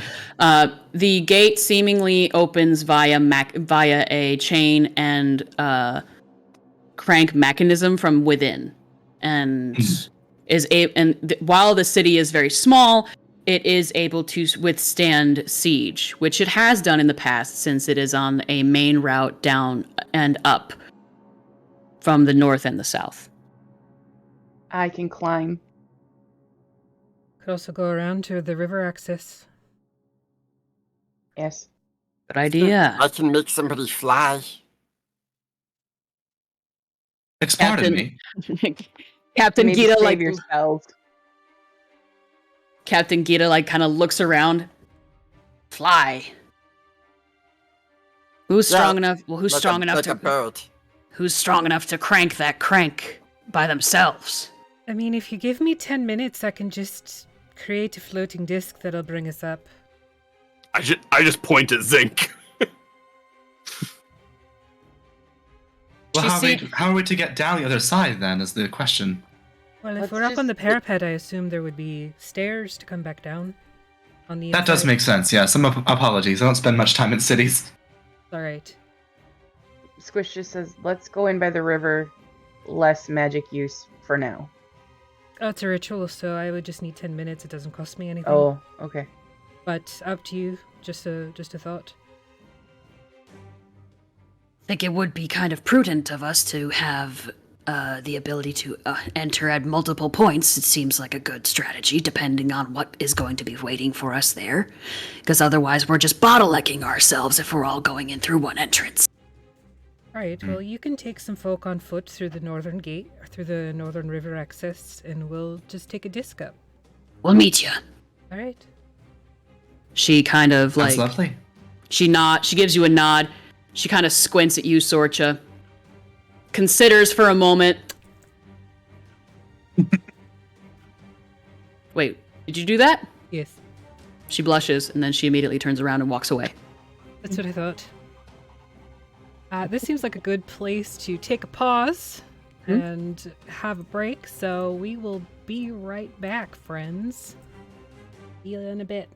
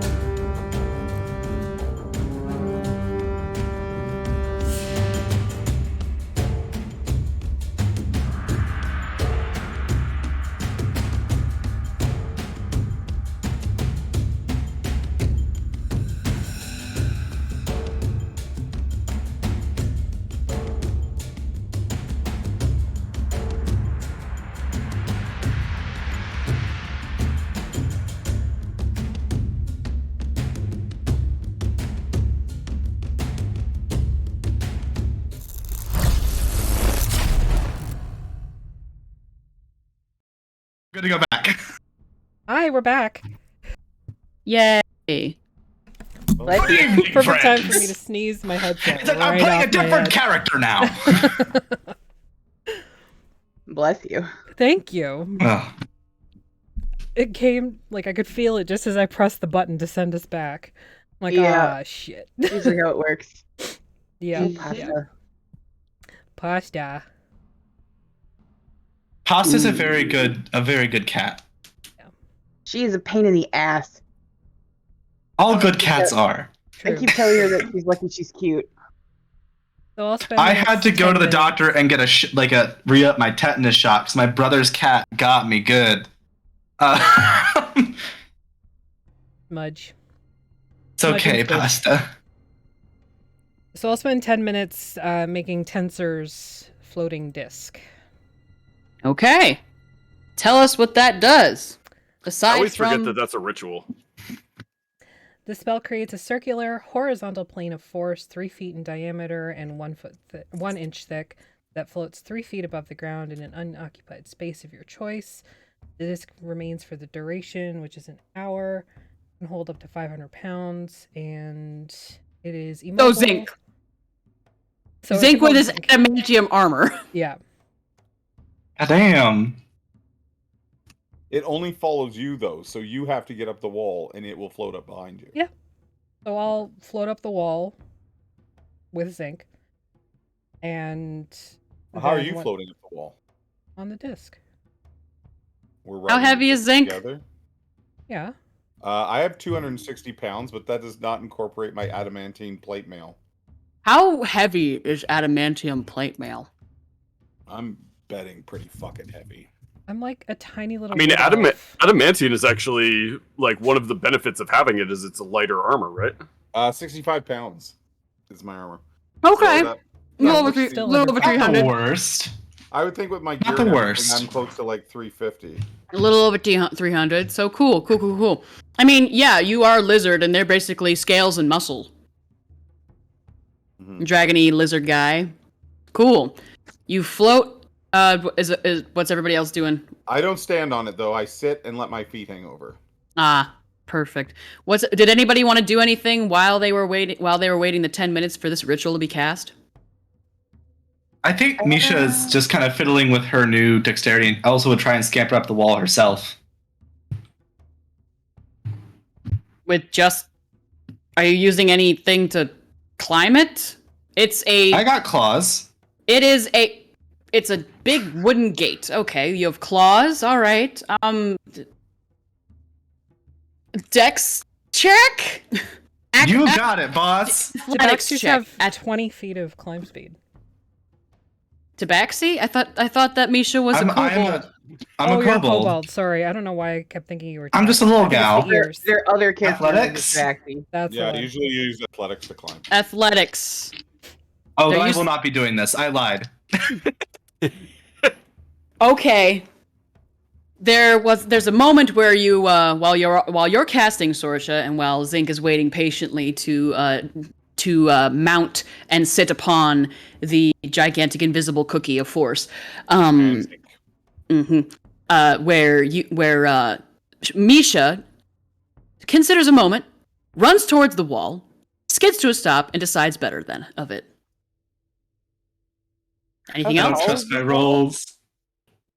Anything else that anybody wants to do while we're waiting for this 10-minute ritual to pass? Just while Yeah, I'm how tall is casting, the wall? I'm gonna look at Misha and be like, "Don't." Sorry, what? Sorcha first. While I'm casting, I'm just gonna like crack open an eye, see Misha eyeing the wall, and be like, "Don't." Is the captain lady still with us? Mm-mm. She has Alright, Let's left. go into like the water.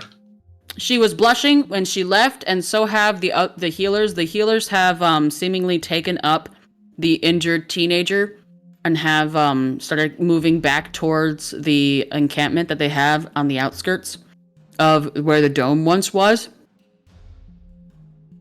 The captain, I Just think, vanished. over the 10 minutes, you probably hear Captain Geetha giving direction and helping lift a get a small boat, get a little longboat into the water to start rowing down the river, where they're going to try and get through the water gate somehow. It's just a thought. They'll I figure don't it know. out. Mm-hmm.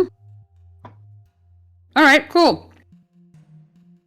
The disc, the gigantic invisible floating cookie shows up. You and Zinc climb upon it. Zinc, you climb up there and you plop your little lizard butt down, your big lizard butt down, and you dangle your beautiful lizard feet over the side of it, your big old dragonborn feets, as you begin to rise. The main gate itself is roughly 15 to 20 feet, depending on exactly where you are on the main gate. High. You get up there and over the top of the main door. It is still fairly dark. No light remains. It's quiet within the walls. You are now hovering over the gate itself. What would you like to do? Do you want to take in the... What do you want to do? Just looking for the release to open the gate. It is down to the left side. If you're looking at the gate from the inside, it is down to the left. There is the little pulley system down there that is not typically accessible to passersby, but you and Squish are pretty keen-eyed, so I'll allow that you probably were able to put 2 and 2 together just based off of where the chains lead to. Can I leap off the disc over onto the gatehouse? You want to leap 15 feet down to the ground? Yeah, he's got some knee bones. No. Are we like the disc rises up on our side of the wall, right? Yeah. So does it move forward? Does it move? No. So that's what I'm saying. Can I jump off the disc like onto the wall? Onto the battlements? Oh, yeah. Okay. Yeah, sure. You do it. You superhero land. I'll give Sorcha the thumbs up, and then I'll make my way down to the crank for the gate. Okay, splitting the party. Zinc, are you attempting to be stealthy in any way? Sure. Give it a roll with disadvantage. Clank, clank, clank, clank, clank, clank, clank. Sad plate nail sounds. Pots and pans banging together. So how about a 6? Yeah, super stealth. Mm-hmm. You all hear the very telltale sign of a very large dragonborn making his way into a small corridor, slamming the door, and making its way down stone steps to find its way into the gatehouse on the other side of the wall. Clank, clank, clank, clank, clank. I am sick. I'm gonna have to light a torch too because I don't have any. Okay. Darker. I'll allow that you probably have like a flint on you or something like that. I do have a tinderbox and torch. Yeah. You light a torch and you go down the stairs that are now, and they're now lit with the small orange glow of your torch shining off of your scales as you make your way carefully down the steps. Just I'm gonna have my great axe in my other hand. Okay, you are armed. Torch out, but... Noted. You are armed and dangerous. You make your way down the steps and you find yourself at the door that has a little open grate on it that looks to lead directly into the gatehouse area. Through the slit in the wall, you see the large cranking mechanism that has a clip release to pull the gates open and closed. I'm gonna holler back up the steps, back up to Sorcha. I'm Zinc! Alright, go ahead and open it then. Is the door locked? Okay, I put the torch on the ground, I put my axe up against the wall, and I'm gonna take a run and put my shoulder into it. Strength check. Strength check! Now, I'm going to describe this door real quick. The hinges are in the inside of the gatehouse, so there are no hinges visible. There is indeed door handle. Say it is the open grate. It's like your typical dungeon door with the little bars and the grate right up front. That's about eye level. Okay. But it is locked. Like I checked. Yes, it is indeed locked. You did check. It's based off of the structure of the door and the way you tugged on it. It does not slide. It does not open up. It is in fact a door that opens. With the hinges. It opens like this. I got an 18 on my strength check in total. And you're shoulder checking it? Yeah. Okay. It shudders with a little groan. Maybe some dust gets loosed from directly above you. You feel it give and then click back and then like kind of click back into place a little bit. So you feel that you were pretty close to being able to just jostle it off of its frame and into the room. So I'm going to step back and sort of crack my nails, my fingers, and this time when I charge it, I'm going to yell out, "I am Zinc." Give yourself inspiration. I'm actually going to use inspiration then right now when I get this door here. Go ahead. That's good because I rolled horrible in the first roll. 17. Shudders, but remains in place. But you just feel you're maybe a little less close. I'll do it again. Okay. Oh.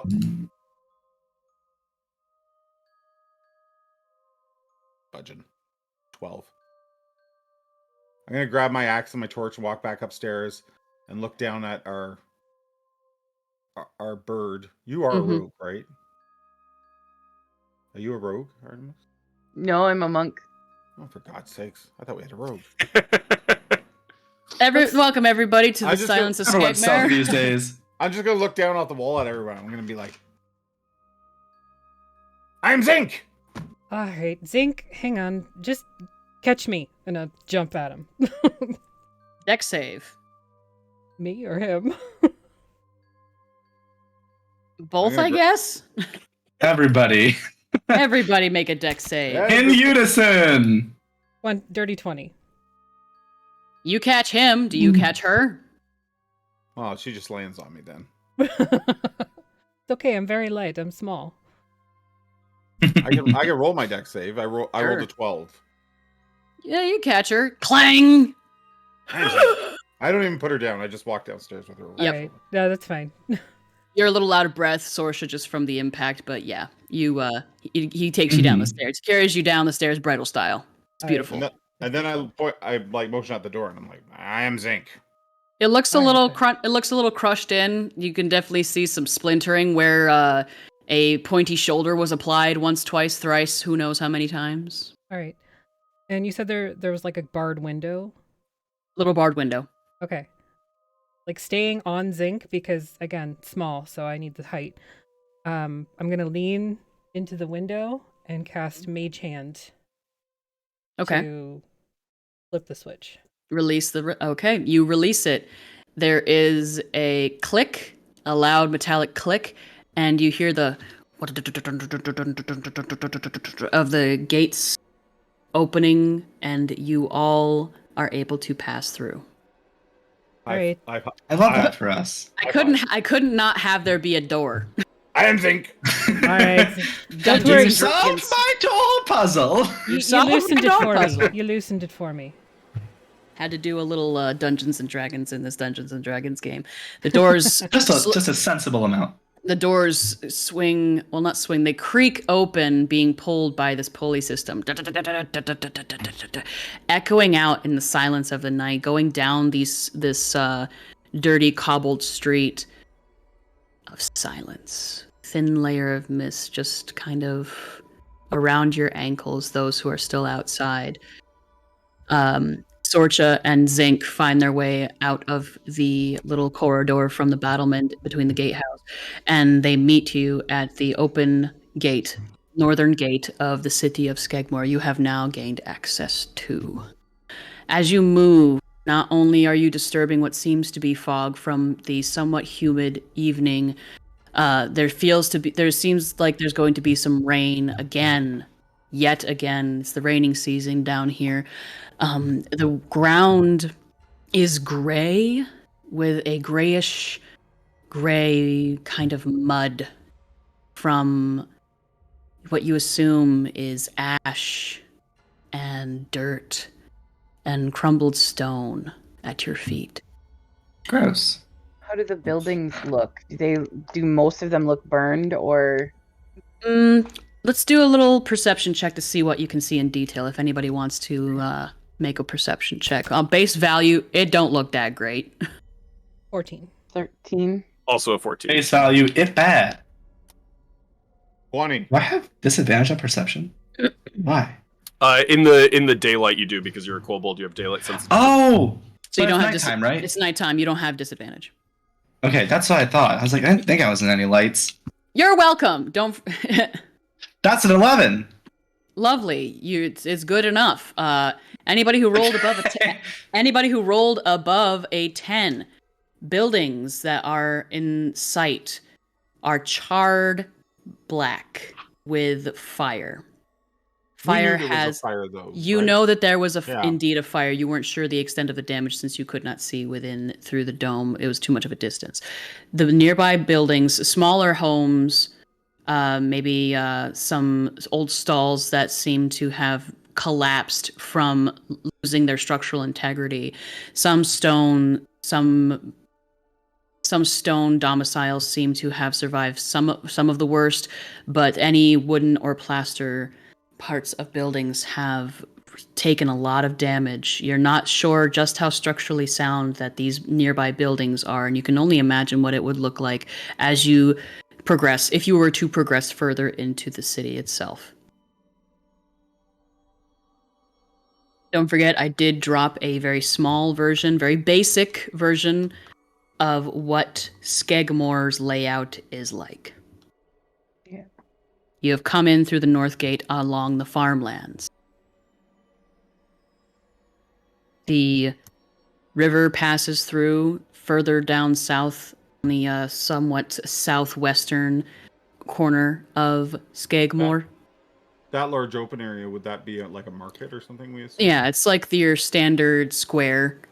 There is possibly some sort of memorial sitting in the center there, that little square that should be that. But yeah, you're currently just inside the north gate. Well, unless someone directs Zinc otherwise, I have my torch still burning, I assume. Mhm. So I'm just going to start walking down the streets in the direction of that sort of central part of the city. Okay. Yep, following along. Are we being stealthy? No, I can't. Squish is. Squish is I mean, I definitely feel like gonna as go much as we stealthy. can. Yeah, I'll always attempt to be stealthy. If you're going to stealth, let me know what you roll. Natural 20, 27. Wish is golden. I stealth into a different campaign. Yeah. Squish is the knight. Is in fact the knight. There may be a light source from the Dragonborn as well as the kobold, but you cannot see Squish. 11. I think I got 8 plus 5, 13. 13. Zinc You is are a more kobold with a tail light. 23. For a totally normal orc, you are also very, very stealthy. Oh, I mean it's a perfectly normal orcish trait to have. So Sorcha, Misha, and Zinc, you lose sight of 2 of your party members. 2 of your party members? But you've worked together roughly. You worked together for about 9 months, so that's par for the course. You just hear a click. Zinc is more than happy to keep the torch high and bright, and even put his big chest plate out so that's hit me here. Okay. Like, so you that are the spot. other- Here's my target. Yeah, exactly. Gotcha. A bulwark against all fight. Okay.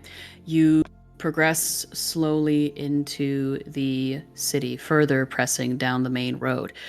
I assume that Squish and Kysses are keeping to the shadows. Are you staying along the main road, or are you taking any detours to follow shadows? Are you keeping the party in sight?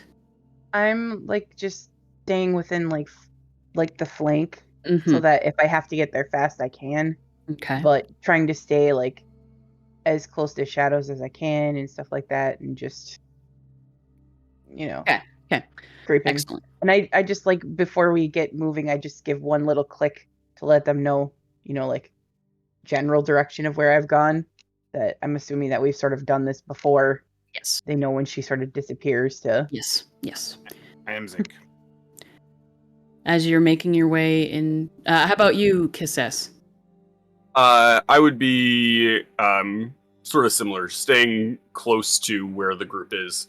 Okay. Just sort of like I feel like Kiss's stealth is a lot of like hide, sort of wait until So, the group is hide. caught up, and then like Hide. scurry up a little bit, and then like well they're stealthing at the back of the group, keeping eyes on everything. I'm stealthing at the front of the group and keeping eyes Gotcha. on everything. Oh, okay. All right. From all sides. Yeah. Interesting. So if you're technically leading, Kysses, make a perception check. And Zinc, I will also allow, since you are leading as well. Kysses and Zinc, perception check. That is a nat 20. Okay. Plus 2, so 22. And Zinc?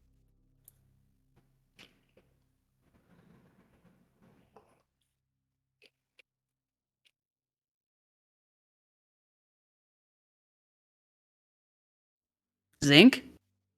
Oh, sorry. Are What is the check are I'm you doing? perceiving? Yeah. I apologize. Is okay. 17. Okay. The both of you, I will say that Kysses probably sees it first. Off of the torch light, you see something kind of shimmer just as you pass, as the torch light touches. A slight orange shimmer dances over something on the ground. Pale, wispy, and as you approach Kysses, you get a better look with your above 20, your natural 20. You're roughly maybe 20 feet or so away, when you see what looks to be a form covered in some sort of white kind of threads, web, something. Okay. Zinc, moments later, you see this as well, as the light catching on the wisps of white catch your eye as well. I'll stop and maybe move a little bit closer, but just to get some more light on it, but I don't actually go over to it. Zinc comes to a stop, pauses, raises the torch a little higher, takes a step forward. The rest of the party kind of pauses as Zinc's caution kind of catches you all. And you see as well this figure seemingly encased in white threads, this spun candy, whatever you might want to call it, whatever it looks like. It's just covered from it, lying there prone on the ground. It's sort of a humanoid form, but seems to be held in place by something like white webbing.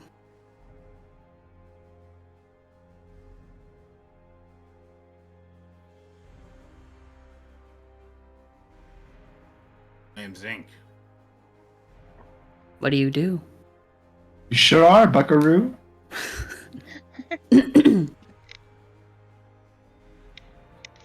I guess should probably cut that open, see what's inside. I know you don't want to, I know you don't like spiders, but we need to know what we're up against here. Who doesn't like spiders? I am Zinc. Oh. Okay. If you're gonna do it, who's doing it? Paint me a word picture. I didn't know that, but it's lore now, so... Nope. I think Misha takes her hammer out of her pocket and says, I don't believe this is going to be of assistance here. Well, I can just firebolt the webbing. It should burn. I am Zinc.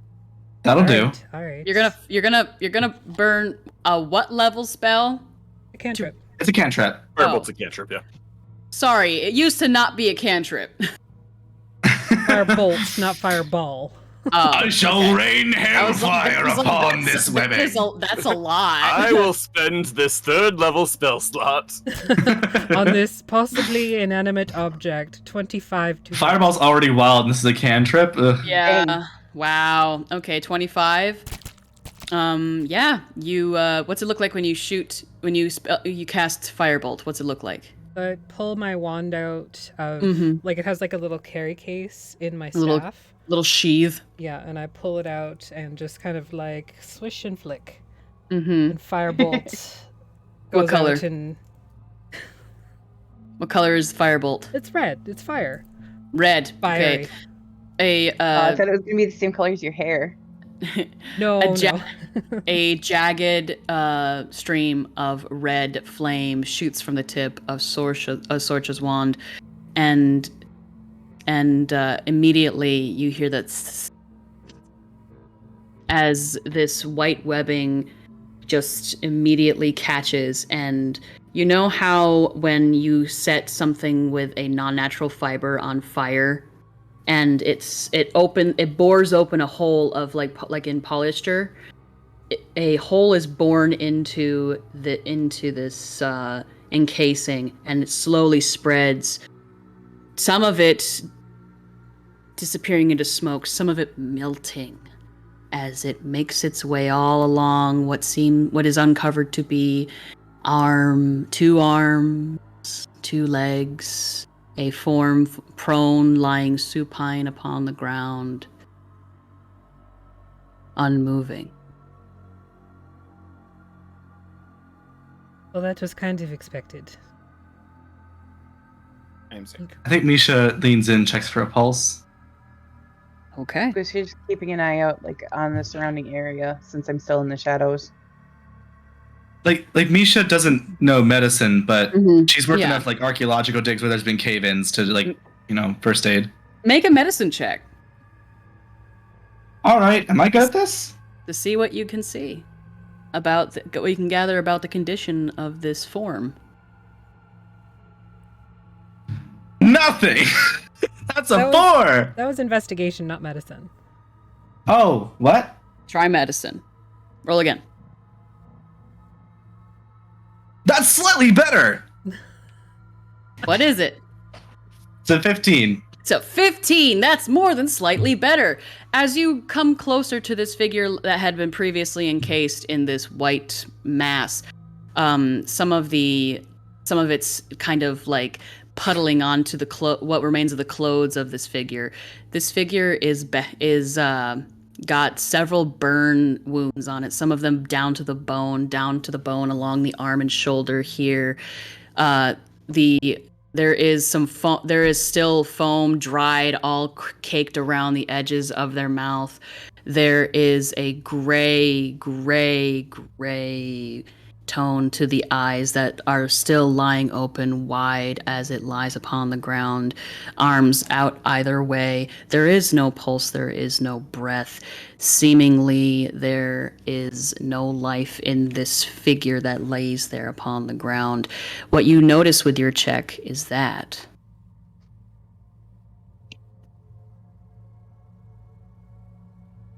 and we'll get back to that in one moment. Oh, Squish. We just got a DM. Squish. Let me just do this real quick. Squish, you feel like a jerk in your shoulder. You feel like a Okay. jerk. You You feel like feel- a jerk, Squish. Yeah. You kind of some muscle spasms in your shoulders. And it kind of shudders down your spine and passes. You Like sway for just a moment, my spider sense is tingling, or and you shake your head, feeling a little dizzy for a moment, and it passes. I'm immediately looking around. Perception check. Misha, this figure is dead. This figure, you see, there is, yeah. You see, it looks clear. Misha, the skin is sallow. This figure has been dead for quite some time. There is remnants of this white material, this substance that is caught between its clothes, seemingly all along its hair and really thick around its neckline, a little bit on one side. I think. Is that What does the that is that sound? the music? Yeah. Interesting. I didn't know there's no clown cars in Skeggmore, just everybody knows. It's All right. all Oh, vicious no. in there. It's like The- Jennifer. The music says otherwise. I think There's someone we should have learning just to play the violin in Skeggmore. on a dramatic parapet. I think Misha's just going to, once she realizes that there's no pulse, you're just going to she's like try and close the person's eyes if they're open and just arrange the arms on the chest. As you are arranging the arms upon the chest, you feel a tightness in your chest. That's not And good. you feel like your legs where you are knelt, they kind of shiver for a moment, and you sink down from your crouch to your knees as you're arranging the arms of this body upon their chest, and you feel a moment of dizziness, nausea, and you blink to clear it. Squish, Constitution saving throw. Uh-oh. You're right, Misha. I'm 19. just in a moment, I think. Your hand, Misha, your hands are shaking, but you're able to kind of shake off the feeling of trying to you feel like you need to crack your fingers. It's like things are stiffening and loosening at the same time, but you are able to kind of shake it off momentarily. I rolled a 19. Yep, that's you, Squish. You're able to shake that off. Oh, Misha, you said Misha. no, sorry, that's all for Squish. For your Constitution saving throw, Misha, it passes. You're not feeling Okay. you're not feeling terribly great, but it's not necessarily all encompassing. The shudder passes. The nausea passes. Okay. Yeah, You I think she are- would just write it off then. As you are knelt on the ground, as you come to stand, you stir some of the ashes at your feet. The heaviness here of the air, the wet air, seemingly hasn't reached too far in beneath this area of the buildings here. It's a little drier, I moved and the closer ash to the party. billows up. You move closer? Okay. Yeah, just probably within 15 feet or so. And I just sort of flex my hands Mm-hmm. and make sure that my wraps are ready. Your I wraps think Misha's are... going to be behind Squish. Misha, you see Squish as they approach, and you kind of make your way over, and you kind of tuck yourself around them to kind of try and perceive danger and put them, the one who is very good at hitting things, between you and any of that danger. Kysses tries to move behind Zinc, but his feet don't move, and he just stays where he's at. Okay. Ooh, shit. Yeah. Does your top half almost fall off? I picture pretty much any time I move looking kind of like one of the car dealership tube men. There you go. Pretty much any time I'm going anywhere, that's That's going to be awesome. the vibe. Just a normal orc, that's how all orcs walk. Yep. You hear from maybe the more southerly area of the city, as you're almost to the square, the main square of the city, and from there it's not too far along to the dock. You hear the telltale clanging of a water gate being risen, and you hear the triumphant distant yell of Captain Gita. I told you it worked! I love Captain Kita. I'll send up a firebolt so she knows where we are. Fuck it! Oh. Coming! We could have just messaged her. Like, We have spells that do that. This is more fun. Zinc. you know where we are right now. It looks like everything's after dead. What are she- you worried about?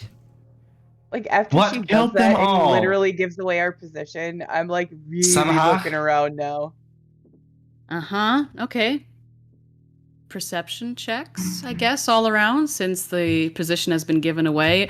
Does the firebolt go like poof, like a firework, or like a flare or something? It's just or like a does flare. Does it just go shooting into the sky and Yeah, disappear? 120 feet Just in the air. 16 on perception for Misha. Okay. 14 for Squish. Okay. 4. Seven. I am staring down at my legs and going, Come on, we need to get behind the big one.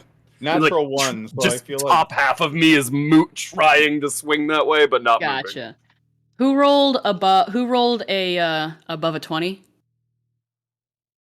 No Okay. one. 15 to 19. Excellent. So only Misha rolled 15 to 19. I'm gonna change the sound. Of that. 16. It doesn't sound cool enough. Hang on a second. Yeah, I only got a 14, so just outside of that. These are stupid timer. Different one. I have my snaz timer. Just a timer, that's not good. What a program, Staz. Okay. Bink. Okay. Misha, you catch a glimpse off just out of the shadows, just outside the circle of light from your lantern, just into the darkness. There's a skitter and jerking of movement that quickly disappears into a side alley. And Kysses, or thugs, you feel your knees go weak.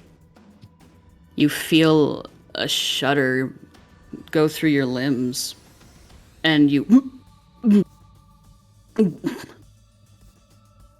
waver, swaying for a moment, nearly losing your top half.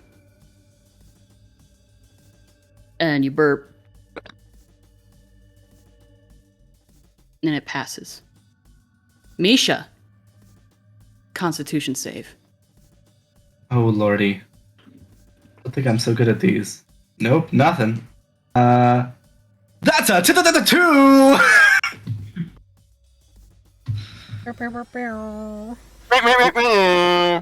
Your tail. bad. Where's your sound effect? Your tail jerks. Your lantern swinging and squeaking as it jerks, seemingly of its own accord. You feel like your nerves are... You feel as if you're being poked sharply. Just pinpricks kind of shuddering down through your arms. Your tail spasms and your lantern bumps into Zinc's armor with a clang, and your fingers are coiling. Your heart feels a little... You feel like you've just run. A little lightheaded. Zinc?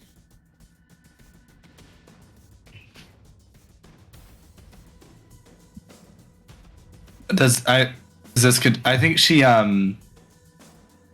think she would take an E like she had before over the corpse and try and cast dancing lights to illuminate the area that we're in. I feel like our position's kind of fucked at this point. And I would rather be able to see than not. Okay. Could you describe what dancing lights does for us? I can create up to 4 torch-sized lights within range, making them appear as torches, lanterns, or glowing orbs that hover in the air for the duration.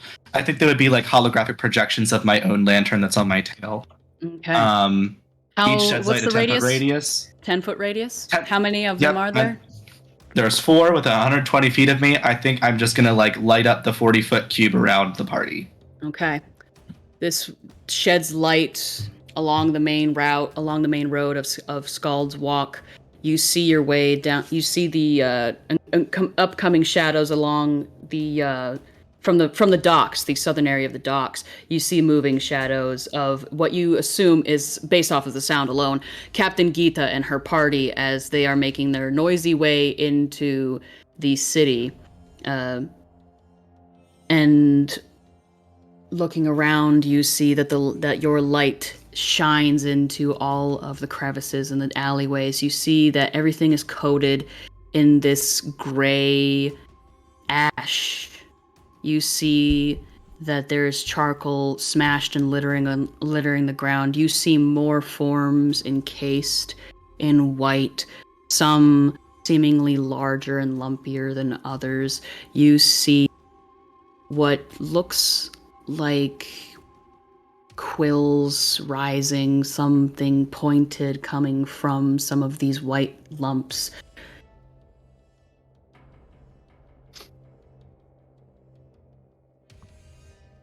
What do? Geeta's party approaches. You see movement again, based off of your previous perception.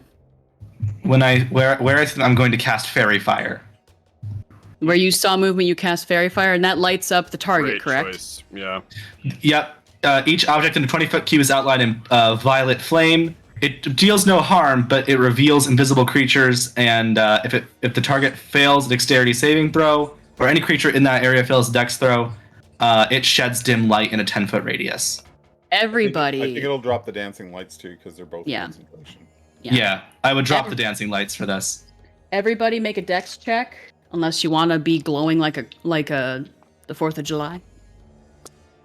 Oh, you're Were dropping we it in right that on area? us? Where are you? Is the movement on us? No, it was just in. Okay, sorry, I misunderstood.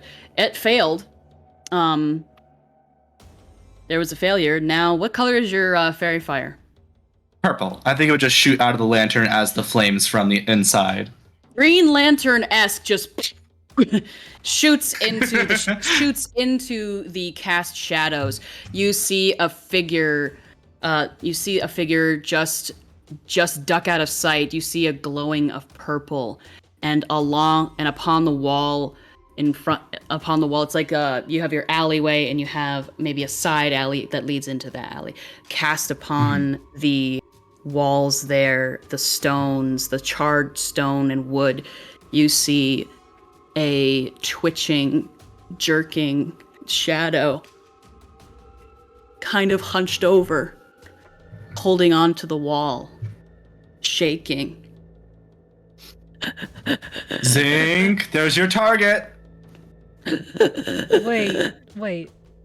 It sounds like the girl.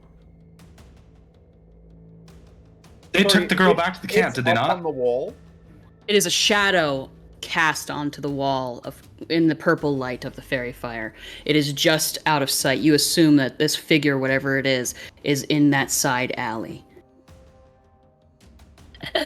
You see fingers reach out around the edge of the corner, tapping, clawing to grip, shuddering, and jerking out of the alleyway is a humanoid figure, seemingly half-orc, eyes grayish,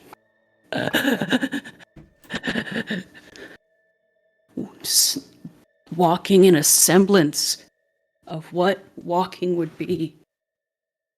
Knee clicking as it takes a step, skidding its foot along, taking another step, following the light that is cast by I the think lantern. she casts message and says, "State your purpose." Away. Don't want to be here. It approaches the party. I put myself in its way and I'll hit it. With? My axe. Okay, roll an attack.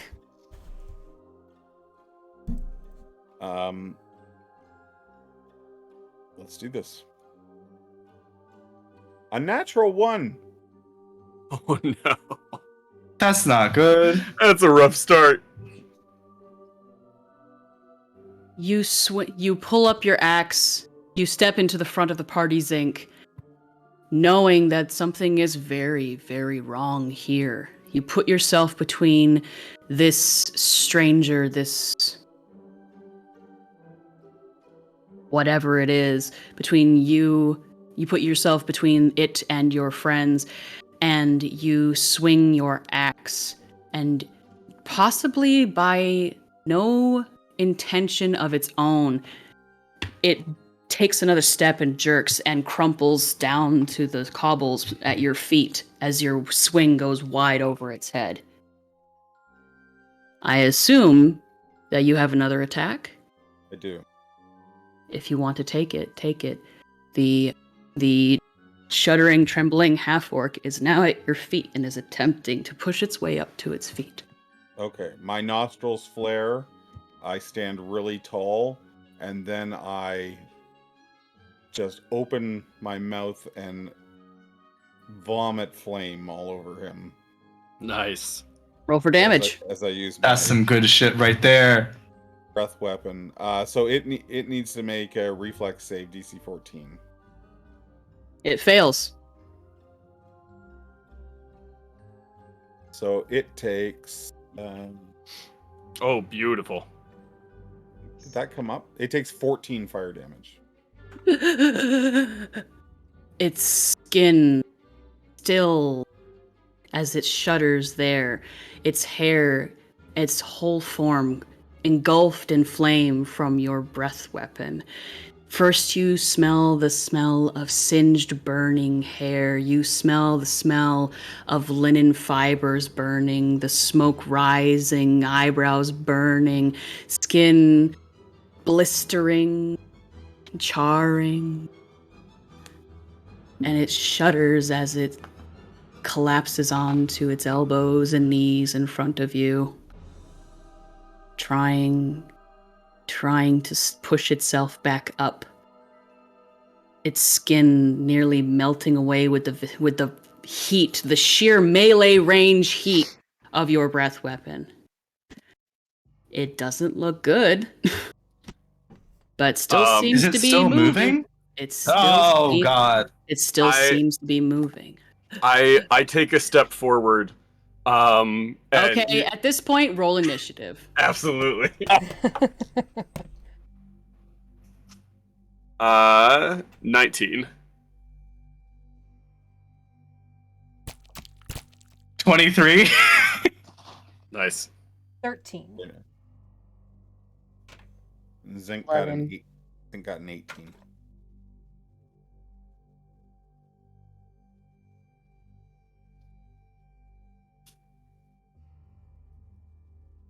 God, I love high dex characters. Kysses, you were about to take a step forward. Misha, you're up. You I'm are a smack it watching. with a hammer. You are watching this form, charring, sizzling, burning flesh filling your nose, breaking through that sense of lightheadedness, making you feel even more nauseous at the scent of it. Rolled to attack. Yeah. She just kind of like clutches her teeth and gets a two-handed golf swing in there while this thing's on the ground. That is a 10. What do I do to my hammer? Your strength, I believe. That's a 12 total. You hit. Roll for damage. All right. Also, That you is said 3 damage. You said it's on the ground, right? Is it prone? Yes. So technically, if it's a melee attack, you have advantage on it. Mm-hmm. I had advantage anyway because of pack tactics, I believe. That's fair. Yep. That's a 16 for the second roll. It is still burning as Misha, you take your step forward. Would you like to describe how you do this? I think she wants it to be quick, right? She has no disrespect for the dead, and I think it's just a claw hammer hit to the head to try and crush its brain. Just you hear Just a like two hands, bonk. You hear a very wet crunch as this half orc skull is caved in front of you, spilling a gout of blood and chunks onto the cobblestone, spilling onto this gray ash and mud that has gathered here. And it jerks and goes still, laying there on the ground. That's Misha. Zinc. Zinc will look to see if there's any more of these things. There is movement. And it is, indeed, another something like this.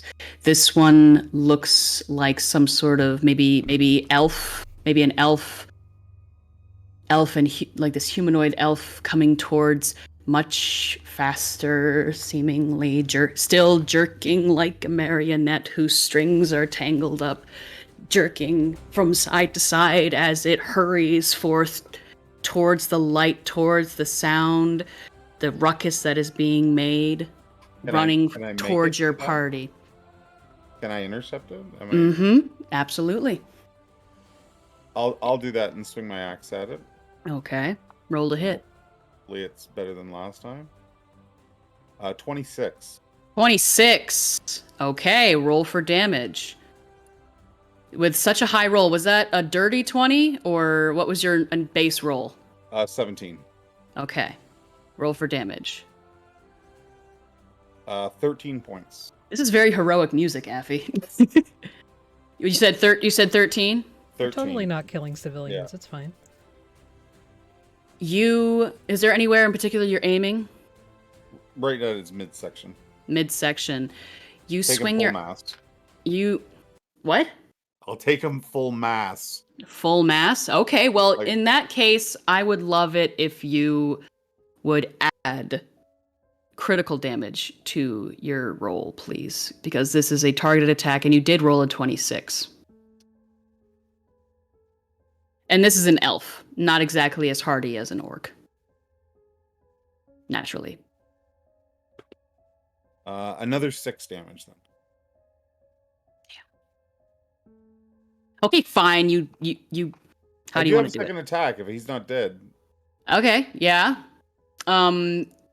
You halt it, the head of your axe burying itself into the abdomen of this elf, stopping it in its tracks as it hunches over your armored arm. I will, I'll pull the axe out and hit it again. Uh-huh. A 28 this time. How do you want to do this? I cleave it in two with the axe on the down You stroke. cleave this elf in twain. You guys didn't even see this coming at first. It was Zinc that turned around and all of a sudden there was an elf jerkily skittering towards you all, and you turn your heads as a gout further of blood sprays onto the ground, intestines spilling, plopping to the cobble, mixing in with this dirt and this ash. Plop, plop, plop, plop, plop, plop, plop, because of ropes of intestines and organs are made free at your feet, and a sickening wet thump as first the torso falls and then the legs after it, falling into a bloody heap where the two pieces twitch and become still. I'm Zinc. Is that your turn? Yep. Kysses. First I throw up, because That was actually good. That's actually great. In addition to that, since that's just for flavor, make a Constitution saving throw because it is Excellent.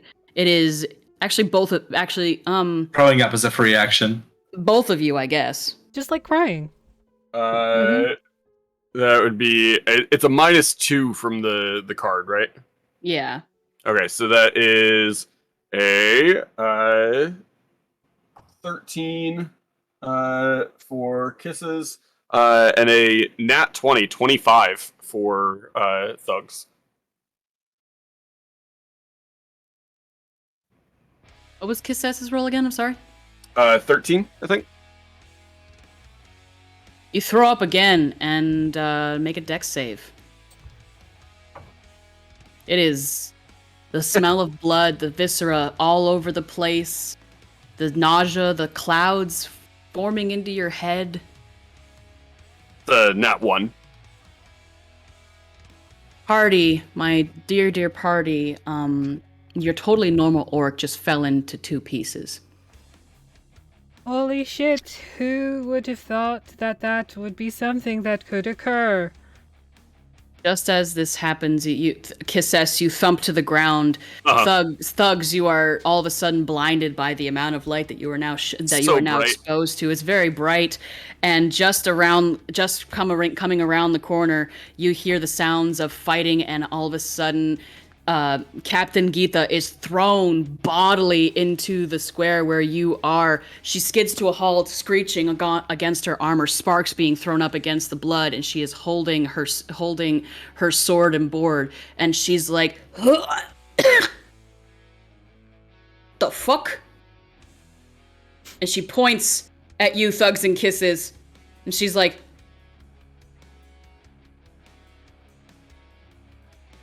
and steam comes out of her ears. Without missing, do I see any opponents? Oh, it's very plain. There's lots of movement. Awesome. Thugs, without missing a beat, as soon as Geeta just sort of points at him, just grabs the sword off of the belt and just sort of steps out of the robes. And just like grabs the sword and starts raging as he just yells, "I'm half orc!" and just runs at this thing. What did he say? That he's half orc. Oh. And then he's gonna charge the whatever is the opponent out there. Yeah, there are 4 that you can see immediately. One is just about 5 feet away, as it seems to be running past you. Okay. Just signs. Who would have thought? Can you explain to our audience what we're seeing right now? Yeah. So Thugs and Kysses. I'm sure everyone was under the impression they were just a regular orc, but they are in fact 2 goblins in a trench coat. And so Kysses is the top half. He is just a wonderful little summer child. Hates violence. Doesn't like blood and gore. Thugs is just a insane barbarian. And causes problems everywhere he goes. Thugs is just all muscle. Just a very stout little muscle boy. Has a little bit of a wispy goatee, hair just sort of matted from where Kysses stands on his head all day. And just covered in scars. And he will take the sword off of the body and just charges in. While this attack is being rolled, Sorcha and Zinc, you feel your knees shake, you feel your chest, your neck jerk to one side. You feel like you're being poked all over your body, pinpricks. You have the goose pimple, your hair raises on end, your scales shudder. You feel like you're getting ready to shed or something, Zinc. It's very unpleasant. I'm not sure if Dragonborn have a gag reflex, but you feel like you're going to throw up. Squish, another con save, and Misha, another con save. Please, while this attack is taking place, I will come back to you. Okay. That is a 17 to hit. You hit. A humanoid figure seems to be sprinting past you, all spindly legs, as if it had never walked before.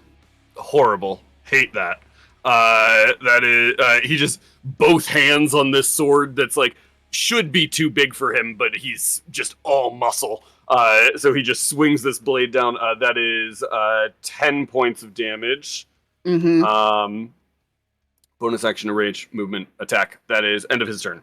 Okay. Oh boy. Zinc.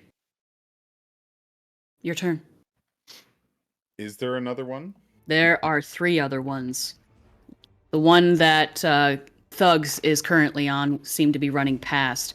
3 more emerge from the alleyways on 2 different sides. 2 coming from your left, 1 coming from your right.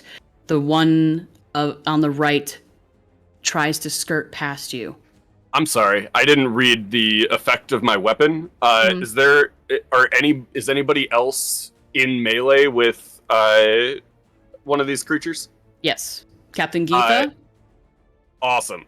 So immediately after I use the attack action on my sword, I can enable one creature within 60 feet of me to use their reaction to make one weapon attack.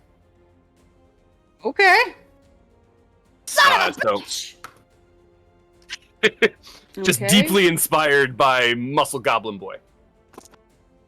He's a half-orc. Yeah, absolutely. Adding, you said you did 10 damage initially? Correct. Yeah, it ain't got no legs no more.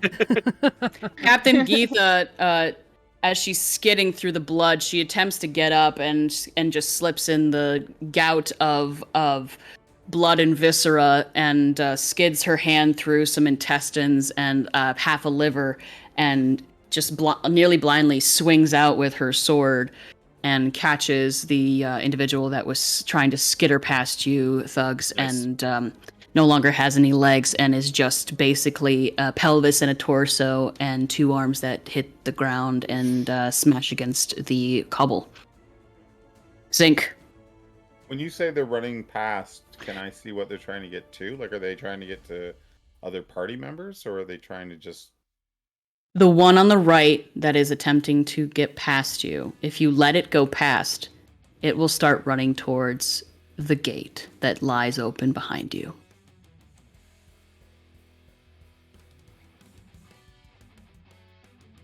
I'm gonna let one go. You're gonna let it go? Yeah, I'm not gonna... I'll go after the other 2. Okay. It's gone.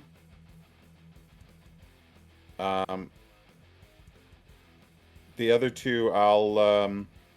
They seem to just kind of explode onto the scene and smash into each other. Can I catch them both in my cone of fire if I breathe Yes. on them? I will Yes. I will do that then. Okay. As I move towards them, my first attack will be to hose them down with flame. While that is being rolled, sorry, Misha and Squish, what were your con saving throws that I asked for? 15 for Squish. I can't hear you there, Jitter. That would be an 18. Okay. You sink down further to the ground. Sword. You're trying. Things are swaying. You're feeling needle pricks and points all along your body, and you're just trying to stay present, and you're able to just stay present here. Shaking your heads, trying very, very hard to remain here. But you don't want to be here. Away. You don't want to be here. Away. Zinc, your breath weapon. Yep, Dex save DC 14 for both of them. 1 fails, and 1 succeeds. Do they take half if they succeed?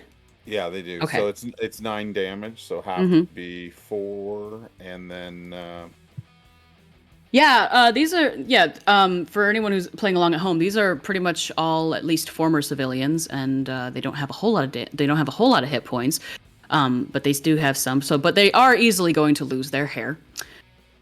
Their hair goes up in flames. Their clothes begin to burn. The leather melting down against against their chests on their jerkins.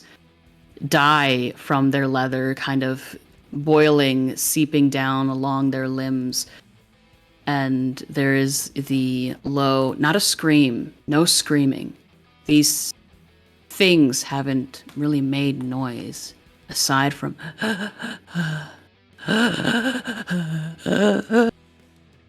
The one that made its saving throw, Mhm. since I can see it got less fire damage, I'm going to hit that. I'll hit that one with my axe for my second Okay. attack. Go for it. 13 to hit. That hits. Oh my gosh, only 7 damage. 7? You had previously gotten to... Okay. And that's my turn? You lop off an arm, and it falls to the ground with a sickening thud.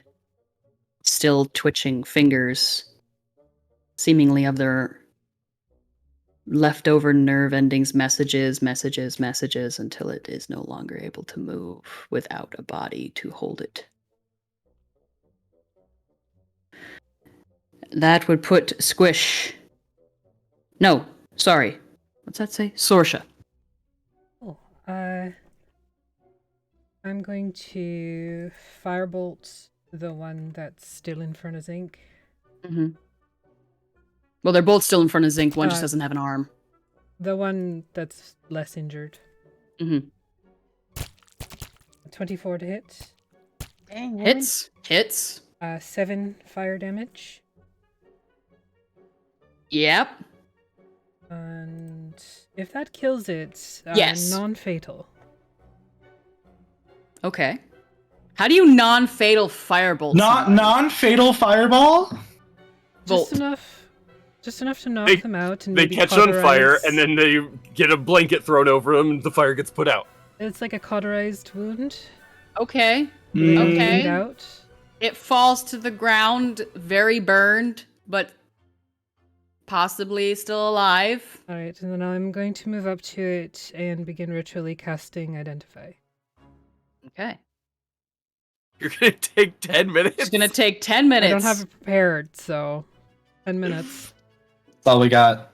We're Just still in don't combat, let aren't we? Anybody Yep. hits me. Squish! It's your turn, Squish. Okay, so Oh, seeing no. what Sorcha's doing, You are on the Uh, ground right now. like, You're on the ground. Okay. You want to go away from here. You're feeling you're unable to kind of keep still. okay, so I You're- stand up. Your legs struggle. Your knees shake. It takes you 2 attempts, but you manage to stand. Your Okay. limbs jerking, shaking uncontrollably now. Okay.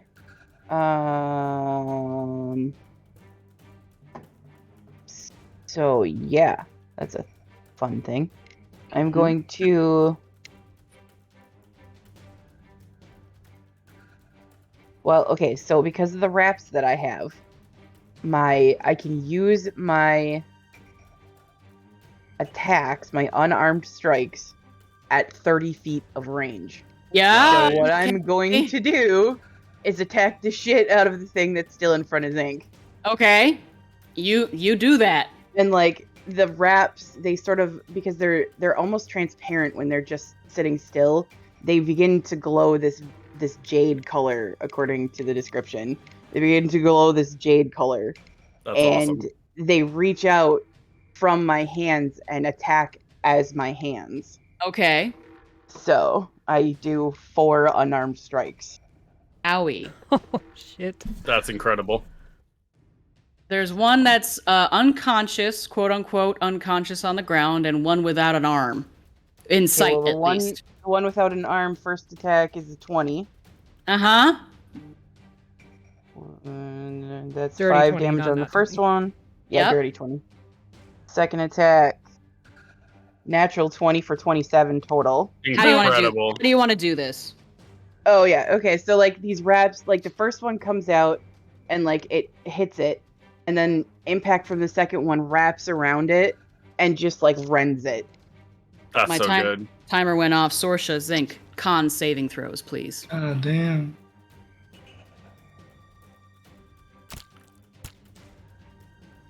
21. 25.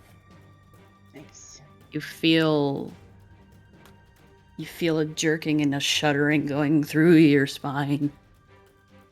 Cloud kind of comes over through your brain, and you manage to shake it off momentarily, but you know it is not gonna stay away. I look at Sorcha. I'm like, I am Zinc. I All grab right, my all head. right. I know, I felt it too. Misha, you're up again. Oh wait, no, sorry. That's Captain Geetha because she rolled really shitty. She stands up. The fuck is going on?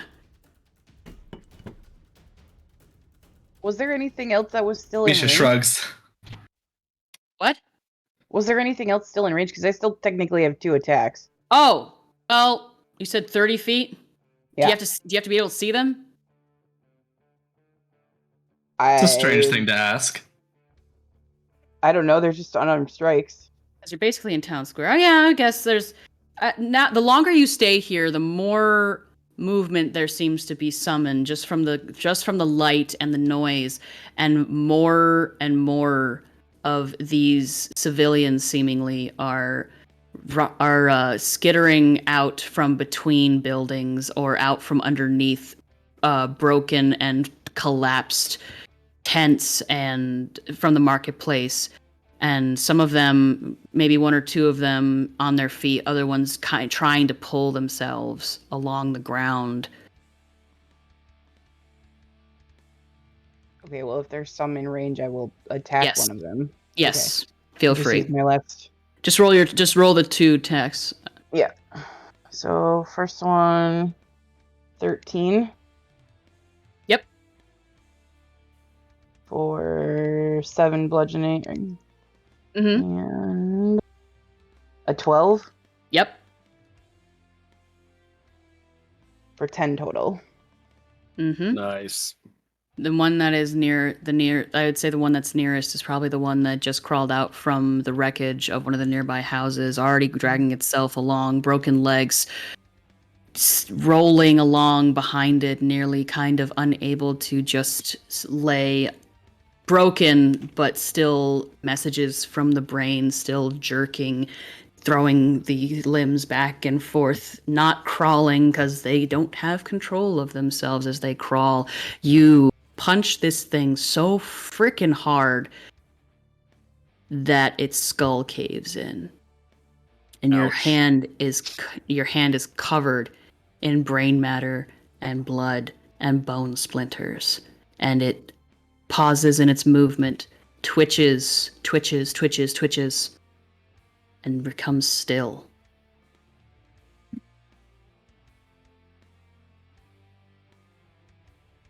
Captain Geetha sees this going on. Wait! What's going on? Are these civilians? What's happening? Should I kill something? What's going? Okay. None of us know. We should leave. One runs past her. Oop! What was the actual job we were hired for? Figure out what happened. Figure out what happened. Save any survivors. And so on and so forth. Timer went off again. Whose turn? These seem like survivors, right? Oh boy. Just let them out. I'm not Misha. sure that we're saving them. Misha, Squish, con saves, please. And Misha, you are top of the round as Captain Geetha rolled a 1 to try and hit a passerby, and her sword gets buried in a burned timber. Con save would be a 5. Got a 13. Well, those aren't big numbers. Squish. Mm-mm. You feel, furthermore, out of sync. You feel foggy. You feel you're like you are not all there. You feel like you're crawling within your own skin. You feel damp. It feels damp. It feels dry and damp at the same time. You feel your mouth is dry. Your eyes are unable to focus. You're starting to lose that sense of awakeness. Away, away, away. Go away, get away, continue, go away from here. Misha. Mm-hmm.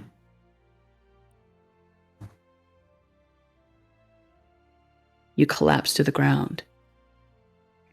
Your body begins to convulse. You let out a harsh breath against the cobbles. Gray dust and ash, seemingly ash, from the fires, puffing out from beneath you as you breathe hard, shaking, jerking along, skidding almost like a leaf caught by a dying wind at your party's feet, at your friends' feet. You feel this pain, this pain, this pain. You know it's not going to work. You can't get away from here. You can't get away from here. So instead, you become still. You feel like when you haven't brushed your teeth after a long night of drinking, you feel like your teeth are becoming fuzzy. You feel your tongue dry, your lips cracking, creasing. You feel your eyelashes like they feel too long. You feel like your ears are plugging up. You are skittering, sticking to the ground as you try to move, and this pain along your throat and to the back of your head. Shooting pain.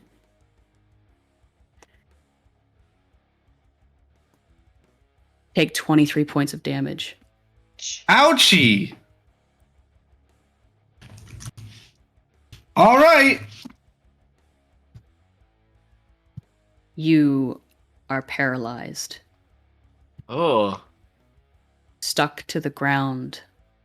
White threads, white fuzz, white something you can't tell, as you feel like you are salivating, but your mouth is dry. Unable to move. Can't get away. Hey. Continue. And that is your turn. Zinc and Kysses. Kysses, you are next with a 19. Zinc, you're on deck. Let's see here. Kysses is sort of stuck in the upper half of these robes, which are far too big to manipulate on his own. So he is trying to get to his feet, sort of crawling over to Misha, where they're on the ground. Meanwhile, thugs will just run over to wherever the next creature is. He'll find one trying to pass by, probably crawling. Okay. Trying to crawl. Yeah. Well, emaciated, breathing hard. That is a 17 to hit. It hits. D10, not great. 6 plus 2 because I'm raging is 8 points of damage. Ouchies. And then is Zinc near an opponent? Zinc is near an opponent. They can take an attack as a reaction if they want to. Go for it. Zinc, there is I will totally do that. A robed figure that has appeared from the doorway of the temple. Oh, hit that one. That one seems important. None of these other guys have robes. The real villain is not sharing your robes. Zinc is trying to tactically think through this. Yes, I have that robed opponent like near me, and I've been given the ability to attack it. Mm-hmm. Does it look like it's coming at me though? It's coming towards your party because, for one thing, you're right out in the middle of town square.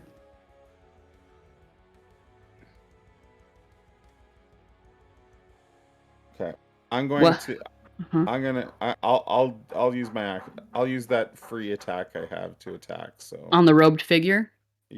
sure. Okay. Yes. While you're rolling that, Thugs and Kisses, please make a con save. Got it.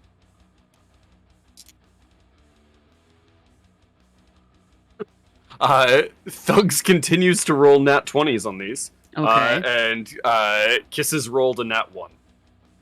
Oh no. Nat 1? Nat 1. The Kisses. duality of the dice. They've chosen their favorite. Kisses, as you are making your way towards Misha, you can hear... Misha's pronouns are her, right? She, her, right? Okay.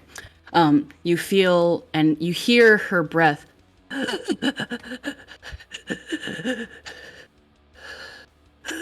And you start to recognize that sound closer. It's yours, your breath, your lungs, feeling too big, too small, not yours, foreign, but still there, still yours, your body jerking as you collapse to the ground, crawling encased in your own trench coat as your fingers stick to the ground and you pull away, peeling off the pads of your fingers as you move, as these white sticky fibers start to leave the orifices, at least clearing against your mouth, like salivated, that dry stuff at the edge of your mouth when you're really thirsty. Your eyes fade back and forth, swaying, your body jerking, smacking your own head against the cobblestone as you away, can't go away. Continue instead. And you feel a pain up from your chest, around the edge of your throat, to the back of your skull, as you lay and you come to a stop, face down beside Misha, reaching out for her, your fingertips, both of you, nearly touching as they are glued to the cobblestone beneath these white fibers, shaking, shuddering as pain blossoms. And take... Oh, you said you rolled a nat 1, right? Yeah.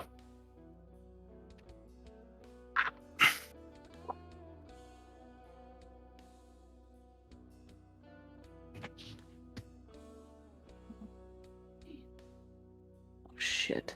26 damage. That's enough. For Kysses. Kisses is dead. Kysses, you come to a Like stop. dead? Like, You come to a stop, Kysses. You party, you see this as your two friends, well, only so much of the totally actual and orc you were able to know based off of their subterfuge.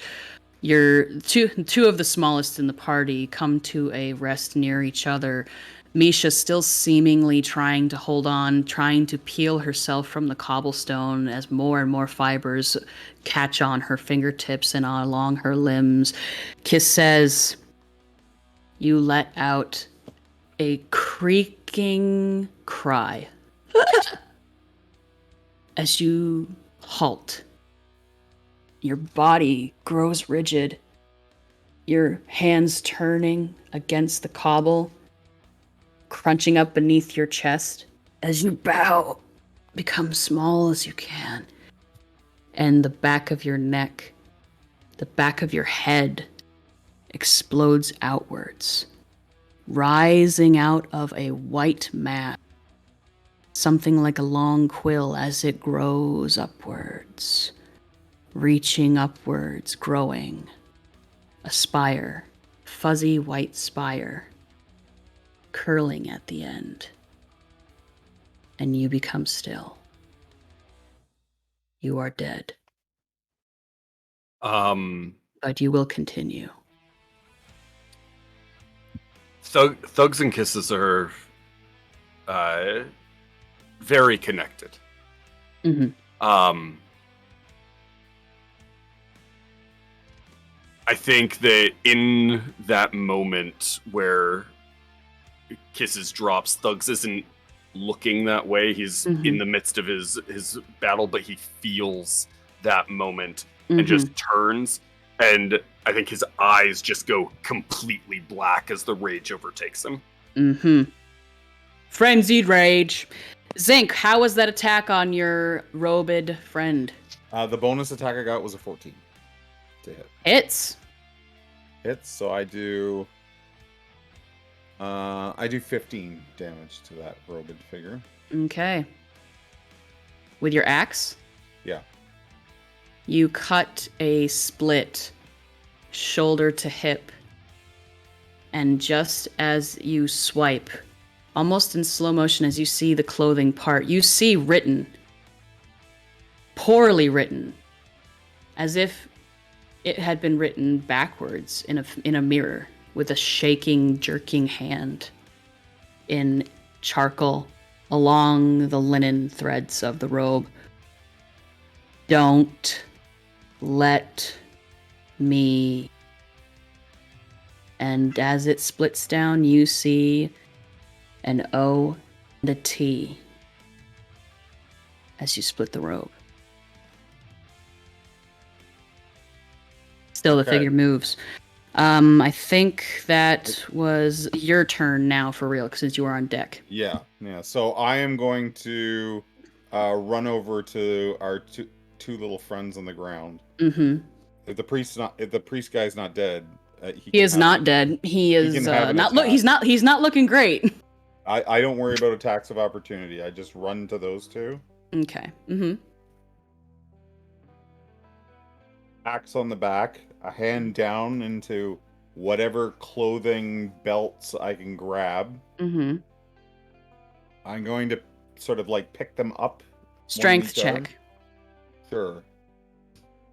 They are sticking further as fibers. White fibers are growing seemingly out of them. I only rolled I rolled a 4 plus 6, 10. You're able to get them halfway up.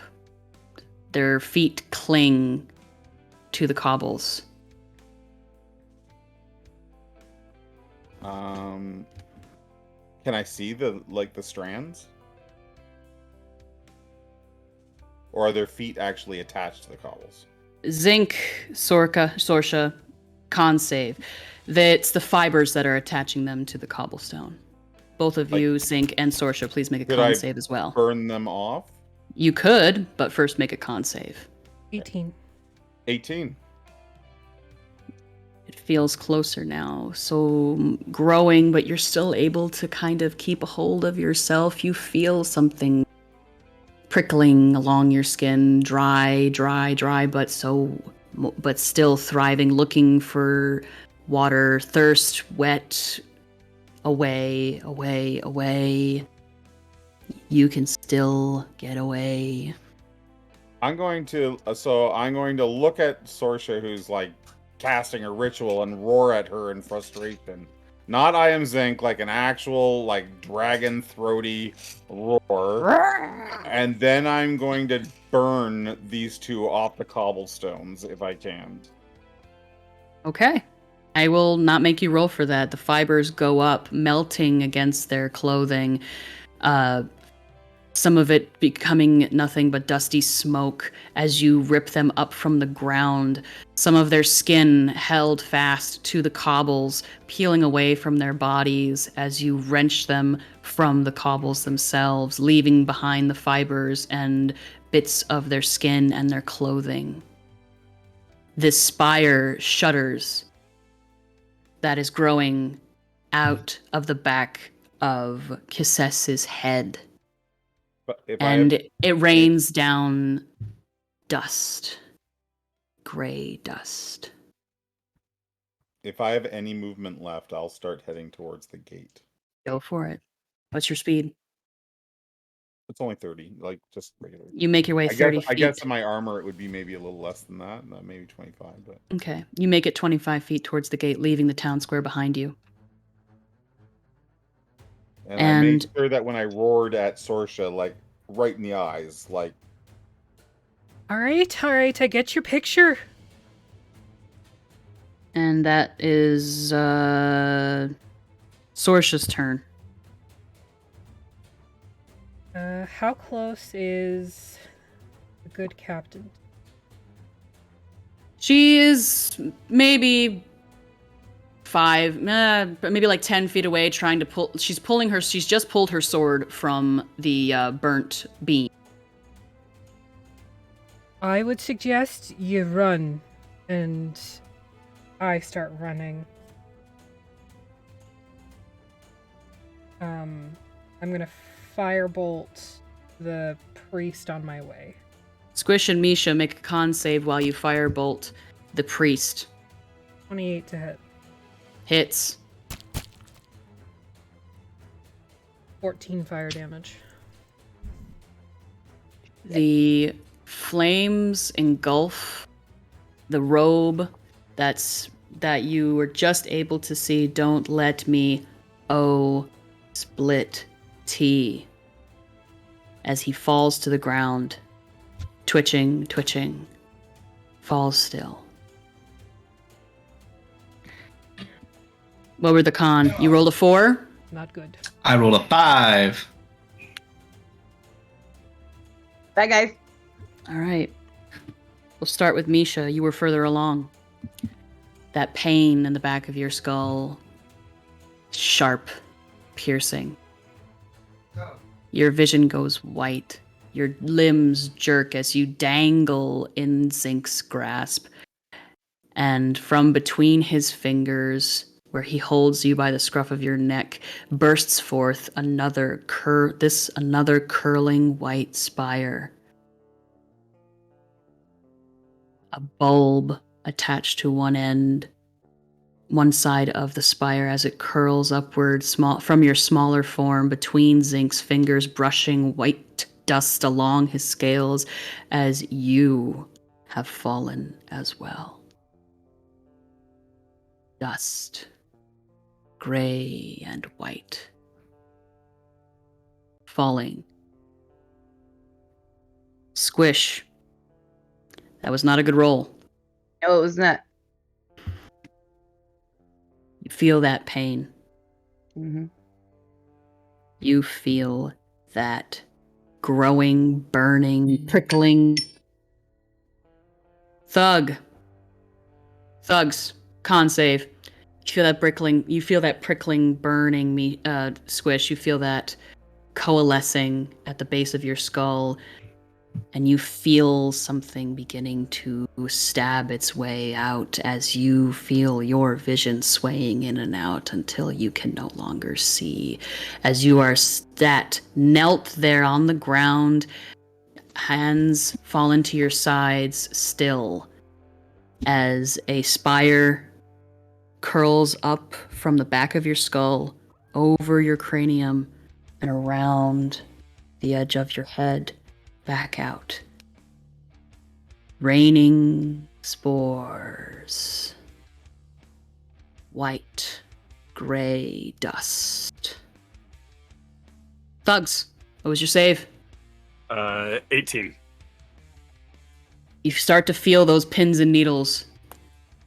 The one who was your friend, the one who stood on your head for so many of your days, it was gone. Held in the grasp of Zinc, dangling there like a broken toy. Feet smacking against one another, fibers of white growing still from every pore, every crevice, every nook. And you begin to feel this viscosity, this fibrous, like you have hair on your tongue, in your mouth. And Sorcha. Was it still your turn? I'm sorry. No. I firebolted the priest firebolted and started the running 35 Okay. feet towards the gate. Squish. Well, it's then going to be Captain.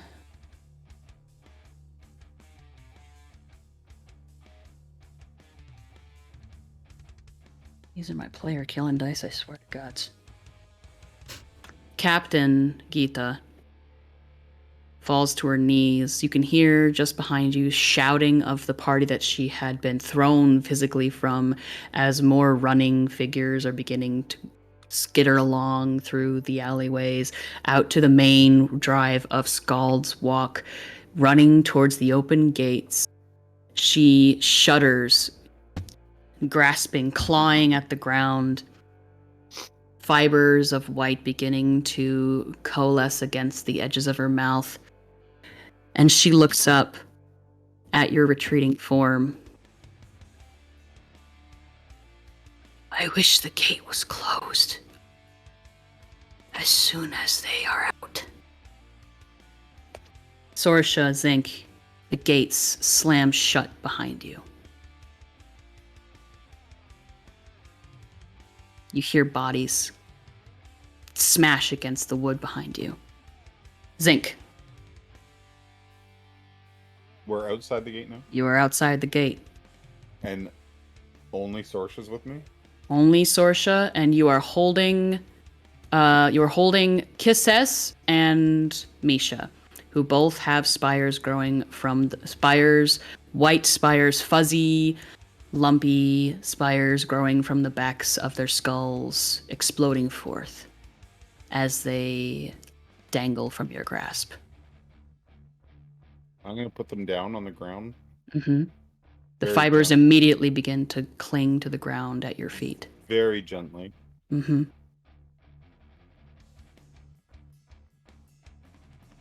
I'll like sort of grab Misha's chin. Mm-hmm.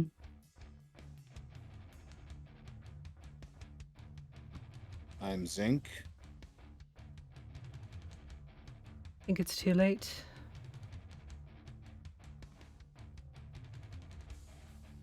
We need to get as far away from here as possible. Both of you, I'm going to need you to make a con save again. And just to make it clear, Squish is also now dead. Kysses is dead. No. You made a 5. Zinc, I got a 19. 19. Zinc, your vision sways. Sorcha says, I think we need to get away from here. Far away. You see white fibers at the corners of her mouth, along her neck. You know what's about to happen. Zinc, your vision sways a moment. You try to shake it off.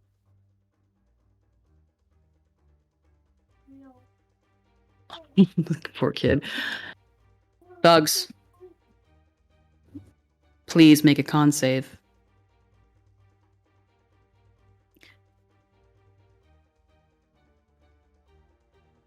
Uh, 3 plus 5 is 8.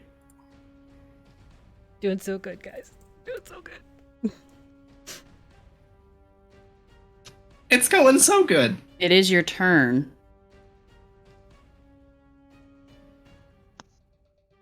There are some that are still running past you, and your brother is nowhere in sight.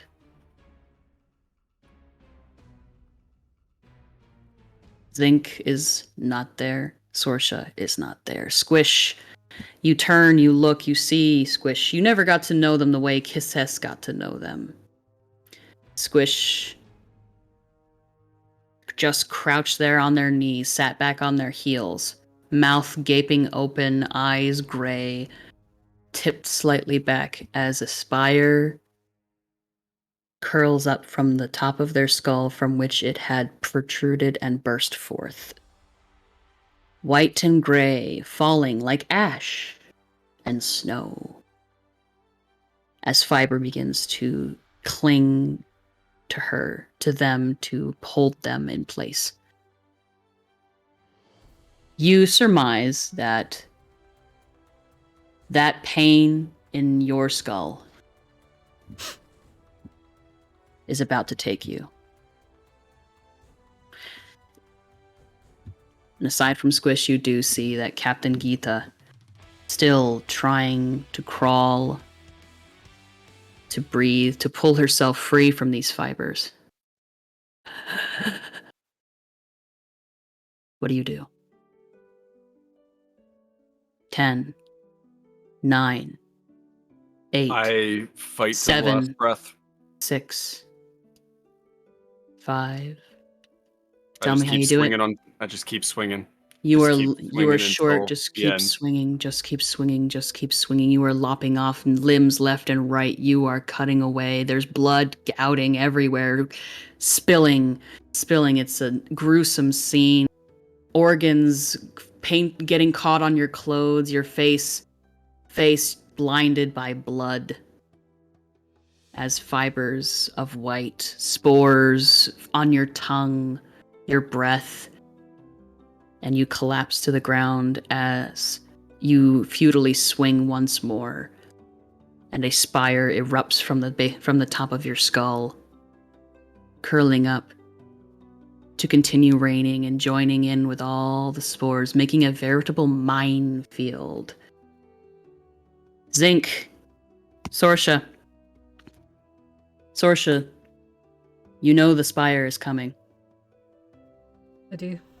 10, 9, 8, I just grab 7, Zinc's shoulder 6, and cast 5, lightning bolt through the both of 4, us. 3, 2, 1. Describe to me. Give his shoulder a squeeze and say, "It's got to be this way." As the shock of light, what color is your lightning bolt? Blue.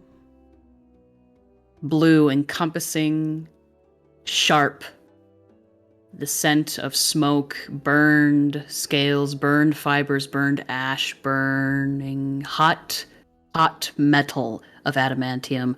Just as there is a flash of blue, there is a flash of expanding orange. As once again, the wish spell is used to raise a barrier around the city of Skeggmore. Bodies thump against the edges of this dome futilely, trying to continue to away. Go, keep going away. Continue. And the rain comes once again, storms brewing overhead. As we pull away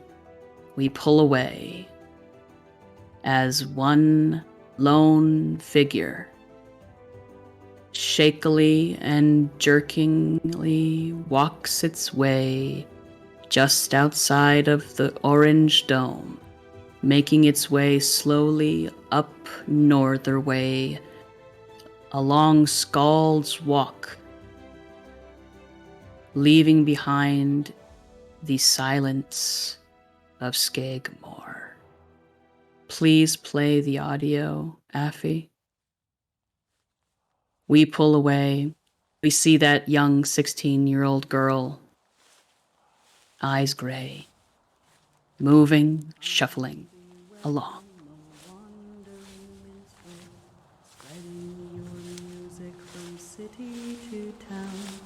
Be you harper or piper, your duty is noble. You carry the truth that will never die down. Come from the forest and sit round the fire. Come from the fields and enter our hall. Come drink from the guest cup, come join in our circle. Come and be welcome, ye bards one and all. Come and be welcome, ye bards one and all.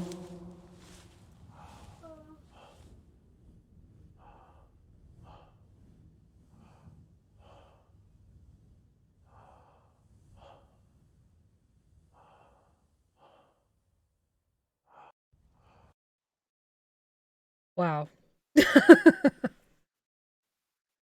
Cedar. Good lord. My goodness. That was Baby's first party wipe. That was a lot and super awesome. Thank you so much for that amazing story. And you killed everyone. Almost. Congrats. The first You TPK win, of I Spooktober. guess. I am sorry to say that the moment that Squish touched that 16-year-old girl,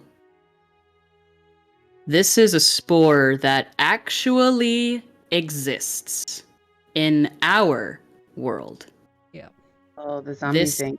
This is a spore, Ophiocordyceps, a fungus. It's a beautiful thing. Feeds on a host from within, multiplying into new cells. A blanket it becomes. Needles pushing into the host cells to control its movements against its own will. If it is unable to escape the nest, it is unable to continue. It escapes, it climbs, it attaches itself to a high place to rain down a veritable minefield of spores to spread. Because it is not a creature, it is not a spell. It is merely a fungus with the only need and want of survival. Yeah. Zombie fungus. Look it up. Fucked up. Well. Terror to ants. Terror to ants, yes. Not to humans yet, but they're working on that. Yeah. Well. Yeah. The whole point of The Last of Us. Yep. So, Cedar, who are you? My name is Cedar the Barefoot. I'm a variety streamer here on Twitch. I am known to be happy-go-lucky and lots of fun for the most part, but I, as I am sure you now know, am capable of telling stories. There is a reason I am a bard in the SCA.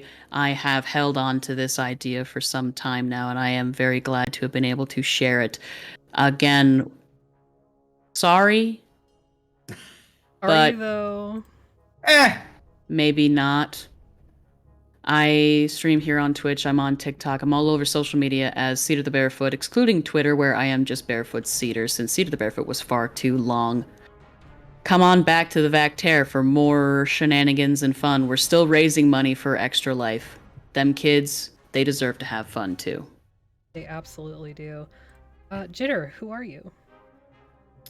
I'm Jitterspot. I'm also a variety streamer on Twitch. I play a lot of multiplayer games, Valorant. I play D&D with my own game called Cat the Big Curtsy. I'm also a co-streamer of the Vactor, and I play the one-shots here. And I'll be DMing one in December here for the Christmas series, correct? Or the holiday series. My apologies. Yeah, you are. Yep. Oh boy. I promise not to intentionally kill everybody, but shenanigans abound wherever I go. So we'll see how that works. Mm-hmm. And speaking of bounding, I must go myself, so I will see you folks later. It was a joy to play with you all. Thank you, Cedar, for my first character death. Bye-bye. Bye-bye. Jeremy, who are you? I'm Jeremy of Old Men Rolling Dice. Just so you know, you did not kill me with that lightning bolt, so you didn't spare me the pain. I didn't even kill myself. You didn't spare me the pain. I tried. I would have cast another until we were dead. I would just for flavor. I was going to allow that. Let's say for flavor, because to be real, you would have been eventually brought down to the easy amount of hit points that it would have taken to kill you anyway. Yeah. We're a little fucked up right now. Do I need to share a screen? Yeah, please. That would be fantastic. I was just trying to figure out how to quickly fix it. But okay. It wasn't working out for me. You can catch me over at DM_Jeremy here on Twitch or Old Men Rolling Dice on Instagram. Mm-hmm. And yeah, thanks for the game. Yeah. Hunter. Hello. I am Hunter. You can find me over at Warlocks and Waffles. Come hang out with us. We do random stuff when time allows. And our most consistent show right now is Hash Browns and Hooligans, which is every Monday night at 8 o'clock Eastern. They are heading into the thick of it right now. So head over there on Monday nights and show them some love. We will have a bunch of new stuff happening in the new year that I'm very excited about. So come hang out with us. Join us out there. Awesome. Artemis? Yeah, I'm Artemis. I run our social media and do content coordination for the Vactaire. I DM our game on Friday nights, play an Aphi's game on Mondays, and a lot of other things around here right now. And yeah, I'm just kind of always here. Yeah, you are, because we love you. And I'm Aphi the DM. You can find me here on the Vactaire stuff, or you can find me over on my own socials, the Aphi the DM with a bunch of underscores in there somewhere. And yeah, you can also catch us tomorrow on DM Jeremy's channel for our return of AD&D Basic Advanced Dungeons and I don't know. I'm playing Worm. I don't know. Dragonlance. That's all you need to know. That's it. And then Monday we have our super special cosplay edition of Mistwalkers, where the players will be dressing up as their characters. That's awesome. Yeah. Yeah. It's gonna be pretty cool. It's gonna be pretty cool. Shit. Wednesday we have Howl of the Carrion King at 8 o'clock again on DM Jeremy's channel. Friday we're back with Fixius 5 after our break this week playing vampires with DM Jeremy. And then our final Spooktober is going to be on Saturday, even though it's November, but it is Extra Life Day on Saturday. So we'll be doing a 12-hour dungeon crawl. It's a drop-in out event.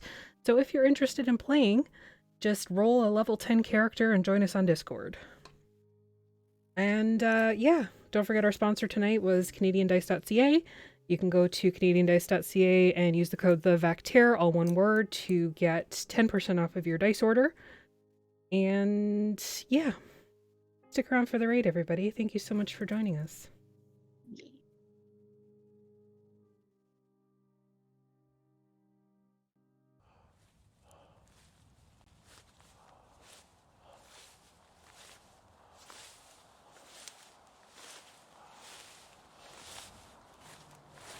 Come and be welcome, O wandering minstrel, spreading your music from city to town. Be you harper or piper, your duty is noble. You carry the truths that will never die down. Come from the forest and sit round the fire. Come from the fields and enter our hall. Come drink from the guest cup, come join in our circle. Come and be welcome, ye bards one and all. Come and be welcome, ye bards one and all.